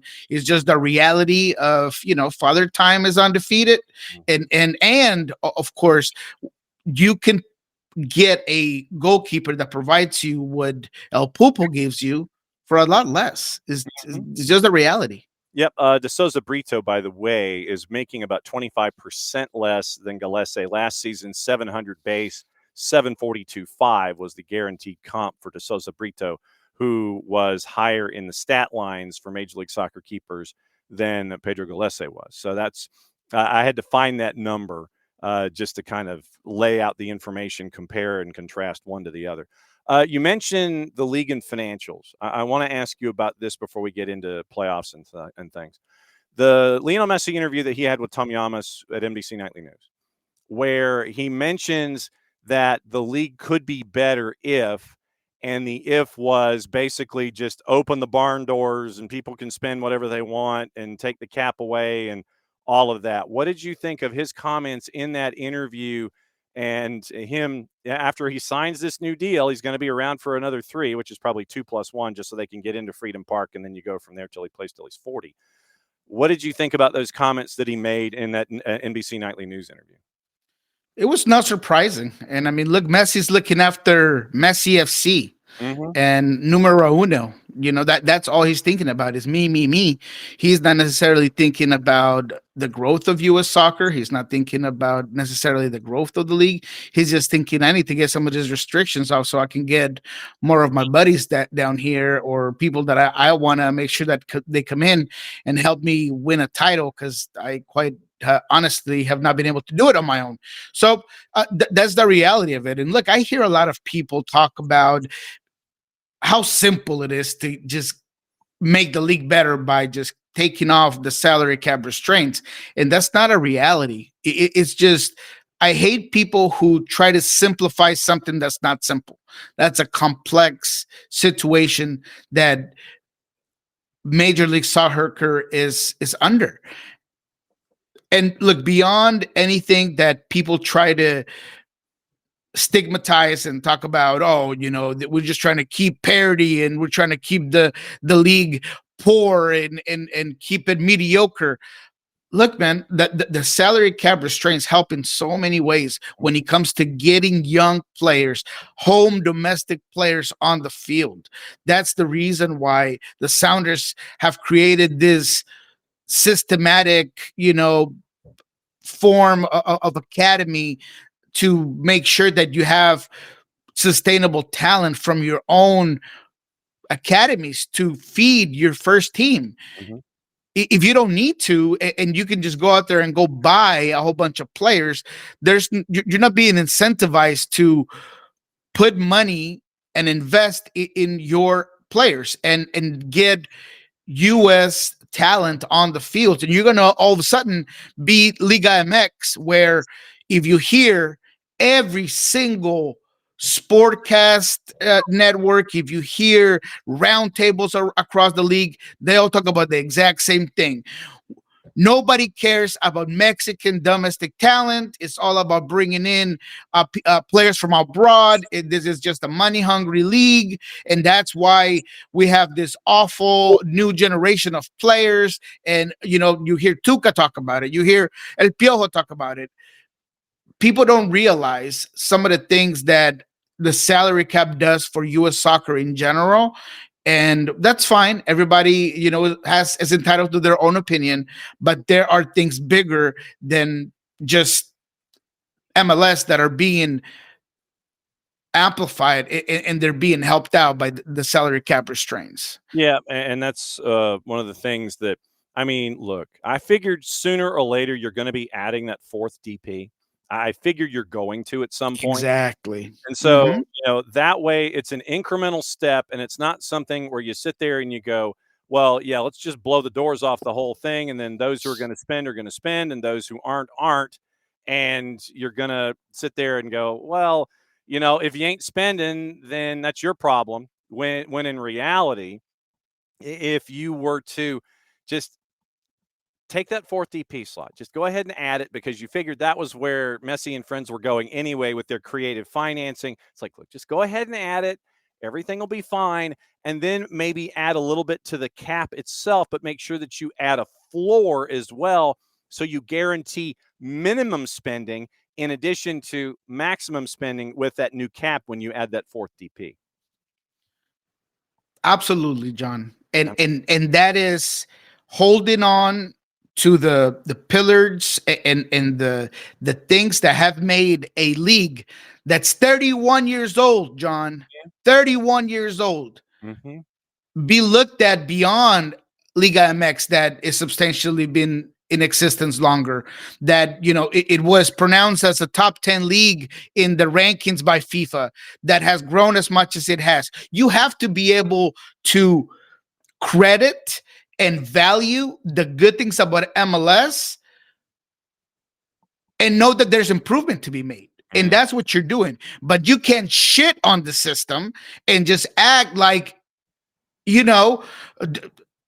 take what you hear from certain people that have no idea, that don't follow the league, that are just thinking that the Yankees are ruining soccer with the way that they're doing their things, when in reality, a lot of the things that MLS is doing, including the MLS Next Pro and those sort of development leagues, there's all the other leagues that have not been doing it. Now they want to do it. Now it sounds like a good idea, right? Because the United States is getting so much product out broad, and they're starting to see what the value is. So don't give me none of that. Don't try to sit here and gaslight me that the way you've been doing it is just so much better because it's the old way of doing things. It's not. It's okay to improve. And I think that as long as MLS continues to hold on to what has been working, the things that have helped out both, not just the league, but the development of soccer within the youth system in the U.S. as a whole, that's what you need to do. Try to keep those things and continue to improve. I didn't mean to get you this fired up this morning. Yeah, man. It might be the coffee, man. It's my third cup. Oh, it's your third cup? Wow. Okay. So now I know that when you pass 2, and you head toward 3, I know that you're going to get incredibly fired up. I mean, that's I know how this goes now. All right. Because we do need to talk playoffs. And I do want to get into what happened against Minnesota. I have never seen, it's been a while, but I have never seen so many posts being hit in any PK round post crossbars than I did in the Seattle Minnesota game at the end. Goalless draw. You figured that was what Minnesota does. That's their MO, and you knew that's what you were getting into. What are your takeaways from match day 1 in that series? There's a lot of takeaways. So because I know that we are trying to make sure that we stay on task and on time, let me just give you the top 3. Number 1, I think that Seattle played a good game. I thought that they created opportunities. I thought that obviously you got to credit Minnesota for what they do. I'm not someone that's going to sit here and tell you that they're destroying the game, that, that sort of soccer is just not allowed. At the end of the day, it's about getting your team and giving your team the best chances to win. This is what Eric Ramsey has been doing all season. And yes, it's not aesthetically pleasing and nobody loves to see a game like this, but it works. And I think that if I was to talk to any fan and say, hey, Atlanta, if I could guarantee you that you're going to get a trophy in 2026, but you're going to be with Eric Ramsey and play Eric Ramsey ball, I think most people would be like, sign me up. I need a trophy. I don't care how it comes or where it comes from. So let's just put that in perspective. Right. I think St. Clair had a hell of a game. I thought that St. Clair was all over the field. I thought that when he came to the PKs and when he came to just the overall game, he was everywhere. But I don't think that there's a lot of stuff that Seattle needs to change necessarily. I think maybe Georgie Manungu starting in at home would be nice to see. I thought Paul Rothrock did not have his best game in this one. And I just think that Georgie Manungu's defiance on the ball, his one-on-one abilities, the way he stretches out defenses, some of his creative play in a very unorthodox Georgie type of way would, create some interesting opportunities for Jordan Morris, who didn't get a lot of opportunities necessarily in front of goal. He ended up creating some for Danny Musovski there at the end of the game.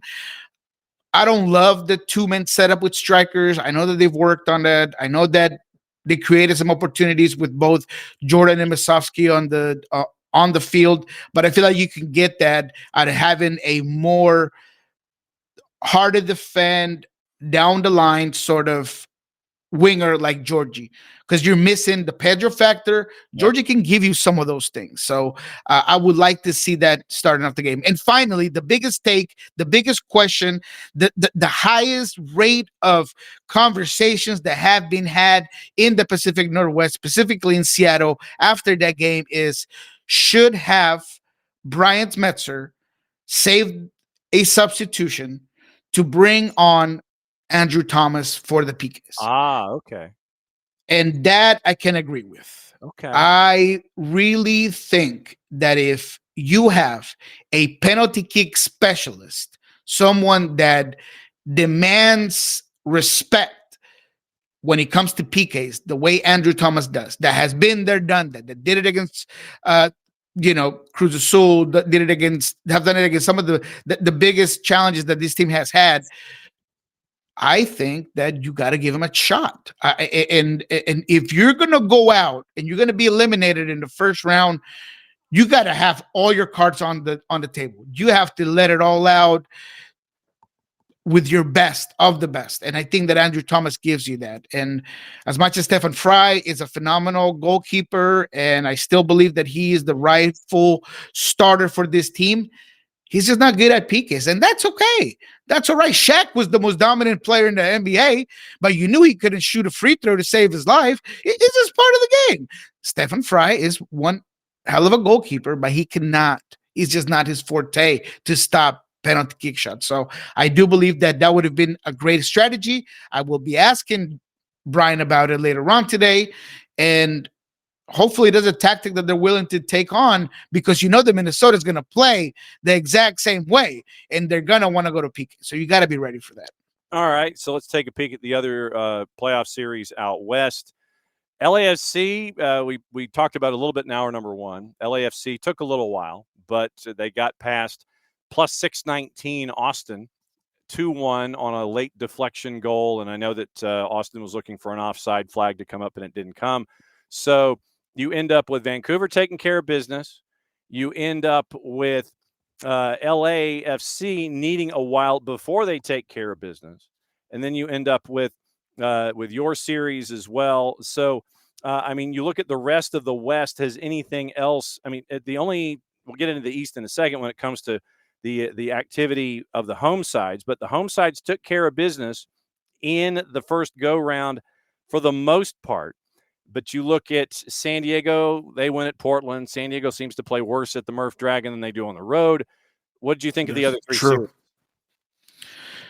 Look, just to do a quick take on every single game, I thought San Diego looked vulnerable.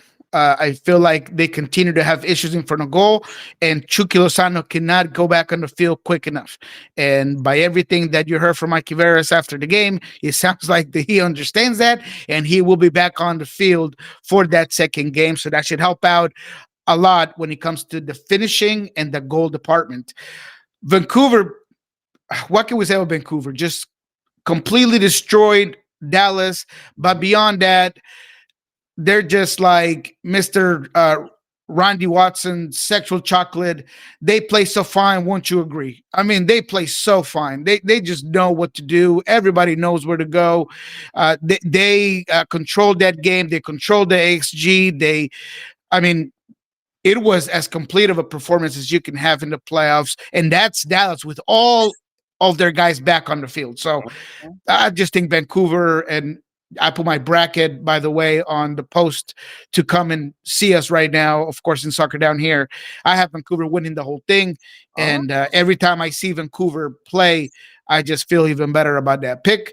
And then Seattle, of course, it's anybody's series right now. And unfortunately, if Seattle can't break that wall at home, it's over. And if they do break that wall and they go to Minnesota, then they better be ready to understand that wall might just thicken, and they might just play everybody and the lunch lady and the kid boys in front of that goal to just stop whatever Seattle has.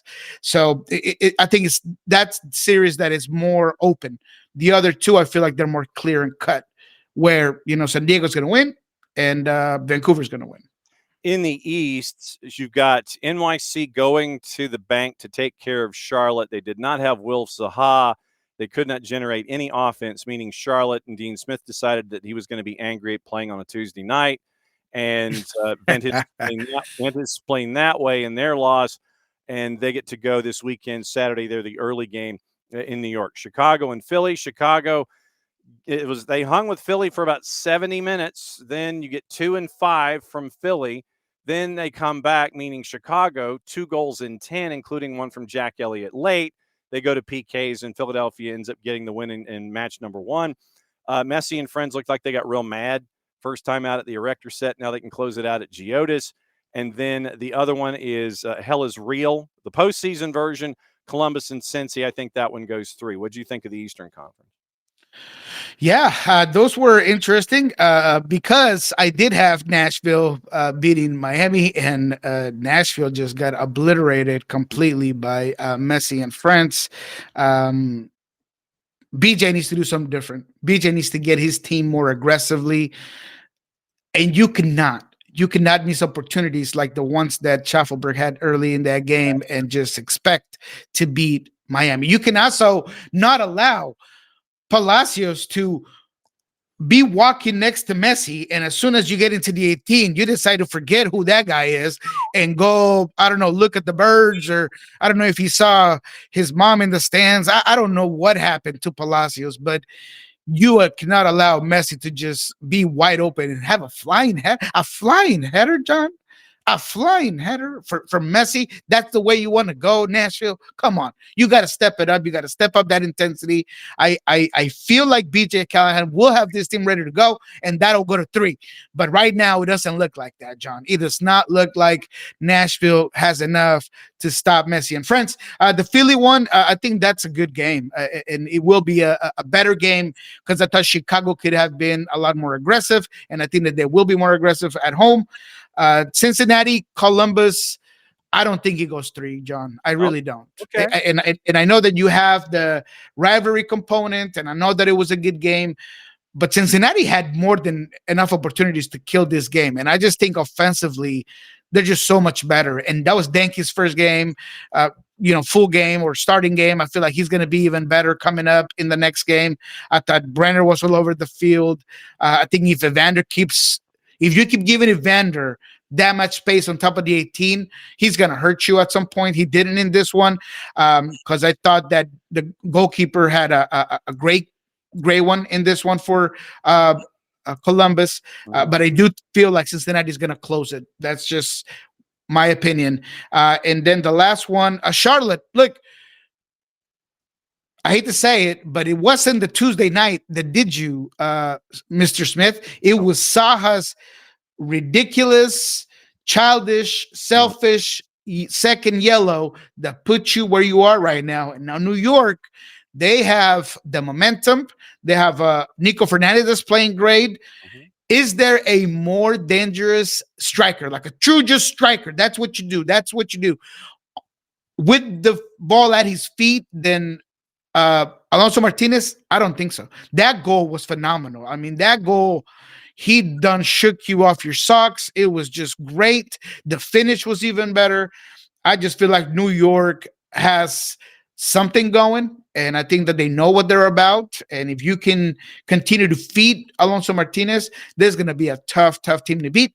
So, yeah, I think that New York, I have them moving on. I feel like this one might go 3, but regardless of, I have New York going through the next round. Because you don't need to be done shook. I mean, because if you're on defense and you get done shook, then you're in serious trouble. All right, my friend, what's going on with Sounder at Heart, Pulso Sports, and the Providence and Swedish RV Park and Campground? That's right. We're obviously going to have a big show tomorrow. And what we learned this week with Jeremiah O'Shan, we're going to be talking about the upcoming game here on Monday, a huge game here at home against Minnesota United. We'll talk about what we see today and what we see tomorrow. Are there going to be any change in the tactics? Do we see the lineup being any different? What are the chances of the Sounders finally breaking down the Great Wall of China that Mr. Eric Smith puts around St. Clair's goal? So all of that is going to be on Friday. Of course, on Monday, we'll have another preview of the game. We'll talk about the weekend that was with Ari Lillenwall and kickoff with Lobbins Courses, of course. And then everything that we gather around the week, we're going to have, of course, on Pulso Sports. And I should be doing either today or tomorrow some sort of open mic. I've been getting a lot of followers asking me if I'm going to do open mic there on X. So I will be doing one of those at some point today or tomorrow in the afternoon. As always, my friend, great to see you. And it is fantastic to get you on your third cup of coffee because you get us the E rating. you're sitting there and you're cussing and you're mad and you're kicking up dirt and everything going on. So I know that it's the third cup of coffee that hits you with the naughty words and things that always make it. I mean, look, we always, like, when Jarrett comes in, Jarrett is more than happy to sit there and spread naughty words and give us the E. So it's all good. It's always fun to see you, my friend. We'll be watching match days 2, and we'll catch up with you on the flip side as we head toward match days 3 in the opening round. Great to see you, my friend. Good to see you, boss. Have a good All one. right, there goes Niko Moreno from Pulso Sports and Sounder at Heart, and so it's the third cup of coffee. That's the key. That's what we got to look at. Salary guys mentioned the salary figures that came out with Atlanta United, but I do want to mention this from Abby, where Uncle Arthur has once again stepped up, donating $2.5 million for Hurricane Melissa relief. It is an initial grant of $1.5 million supporting the work of World Central Kitchen, $1 million for Team Rubicon, the deployment of Care USA funds. World Central Kitchen provides nourishing meals in freshwater times of crisis. Team Rubicon specializes on the ground disaster response and recovery. Foundation's pre-investment for Care USA's humanitarian surge funds aids in providing rapid deployment of resources for disaster relief and will be activated immediately. And Arthur M. Blank comes up. He had a quote attached to the release. Jamaica and the Caribbean hold a special place in my heart, filled with meaningful family memories. The impact of Hurricane Melissa is profound, but so is the resilience of the people in this region. We're humbled to support Team Rubicon and World Central Kitchen with an initial grant to help address immediate needs in the community with disaster relief and nourishing meals. While the road ahead will be long, our hearts are with those affected, and we hope our support brings comfort and strength along the way. And I know that on our end, we will be trying to keep an eye on everything that is attached, and if there is something that is going on from a soccer perspective, obviously we'll keep an eye on that. But Uncle Arthur stepping up to the plate again when it comes to everything. And yes, David, I try to be a tremendous slouch. Absolutely true. I always try to be a tremendous slouch. Morning, Michael. And I know that Michael and everybody, and morning, Wiley, that you guys were looking at the salary figures for Atlanta United. Let's see. Miggy's salary figure as of October 1st, guaranteed compensation is almost $8 million. Steven Alzate, guaranteed comp, $1,440,000. Let's see. Baracall at $1,200,000. And you had a lot who were at league minimum, veteran minimum. Luke Brennan had a minimum of at $104,000. Dominic Chongqui, a contract of $80,000. Noah Cobb at $109,000. Remember, he's on loan. Josh Cohen at $329,000, so just under $330,000. Matt Edwards was on a veteran minimum deal, I think it's $80,622, along with Leo Alfonso and Ashton Gordon. Stian Gregerson at $920,000. Brad Gazan at $312,000. Ronald Hernandez under $3,000. Jaden Hibbert, the rookie men, at $80,622. Latte Lott salary $4 million, just over $4 million. Brooks Lennon at $740,000. Saba just under $1 million. Mihai at $1.372, so $1.4. Miranchuk just under $5. Mosqueda, when he was here, $455,000. Tristan just under $600,000. Will Riley Cooper Sanchez at the minimum number. Nick Sessick, veteran minimum number of $104,000. Bart Sleesh at $870,000. Jamal at $730,000. Togashi, veteran minimum at $104,000. Rookie men for Aiden Torres at $80,622. But the largest figure obviously went to Lionel Messi, and he was at just $20 million. I think it was just over $20 million. So that was the rundown for those particular salaries. So looking at just take a peek. So if we go Inter Miami, so let's just Inter Miami. That's not how it's spelled. So anyway, Jordi Alba guaranteed comp at $6 million. Allende at $1 million. Busquets at just under 8.8. Rodrigo de Paul, I guess, prorated to 3.6. Then you had a lot of folks under six figures. Lionel Messi, $20 million, 4 and 44 and 2/3. So there's got to be like a 3-year deal in there somewhere for 62, I'm guessing, somewhere in there. Then Santi Morales. They had a lot of folks that were under 7 figures. Luis Suarez only making $1.5 million. I'm guessing that his deal also was kind of very Messi-esque when it came to marketing, merchandising, etc. but they had a lot of folks under $1 million. But Luis Suarez at $1.5 million, Messi at just under 20.5 guaranteed comp or full compensation. Rodrigo de Paul prorated at 3.6, Busquets at 8.8, Allende at $1 million, Jordi Alba at 6. And so those are the highlights of those numbers going forward. What to watch, where to watch it, how to watch it.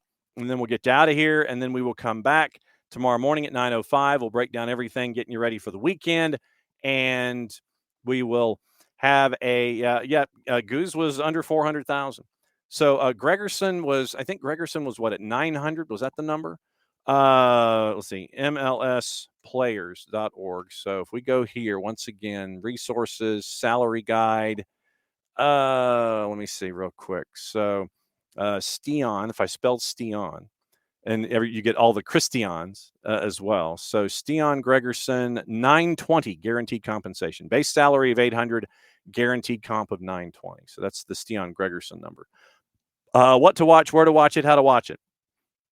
Sudamericana and Libertadores going simultaneously tonight. Sudamericana's at 6, so they can get out of the way for the Libertadores semi. Lanús and Universitario de Chile is at 6 o'clock, and that's on BN, as well as at 8:30, Palmeiras and Liga de Quito, like we talked about with our buddy Nino Torres. BN en Español is simulcasting. ESPN Plus has the Copa del Rey, 3 matches at 2, 2 at 4. Paramount Plus has 2 in Serie A, doubleheader at 1:30 and 3:45. Peacock has the Gamebridge Super League tonight with Spokane and Carolina. That is at 9 o'clock. So once again, tomorrow when we break everything back down for you one more time, get you ready for the weekend across the board, and we will catch up hopefully with our friends from Beyond Goals, hopefully catch up with our friends at Major League Soccer, get you ready for the weekend, talk about all the matchups, all the news and everything that is fit to print as we go. And we're going to try and catch up with Lucas Panzica. He's going to be actually working, so if we have to tape something today and air it tomorrow, then we'll do that. And we'll try and catch up with our other friends as well to get you ready for the weekend. So back at it again, lesson 22. Since it is the end of the show, Mucha Platiel, play it safe. That means we get to do this. Thanks again. Oh, heading to an Italian lunch place. I'm not jealous or anything. So thanks to Nino. Thanks to Niko. Thanks to Max Anderson. Thanks to Chris Doran. Thanks to all of y'all. Back at it again, 9:05 tomorrow morning. Mucha Platiel, play it safe. And since it's the end of the show, that means we get to do this. See you tomorrow.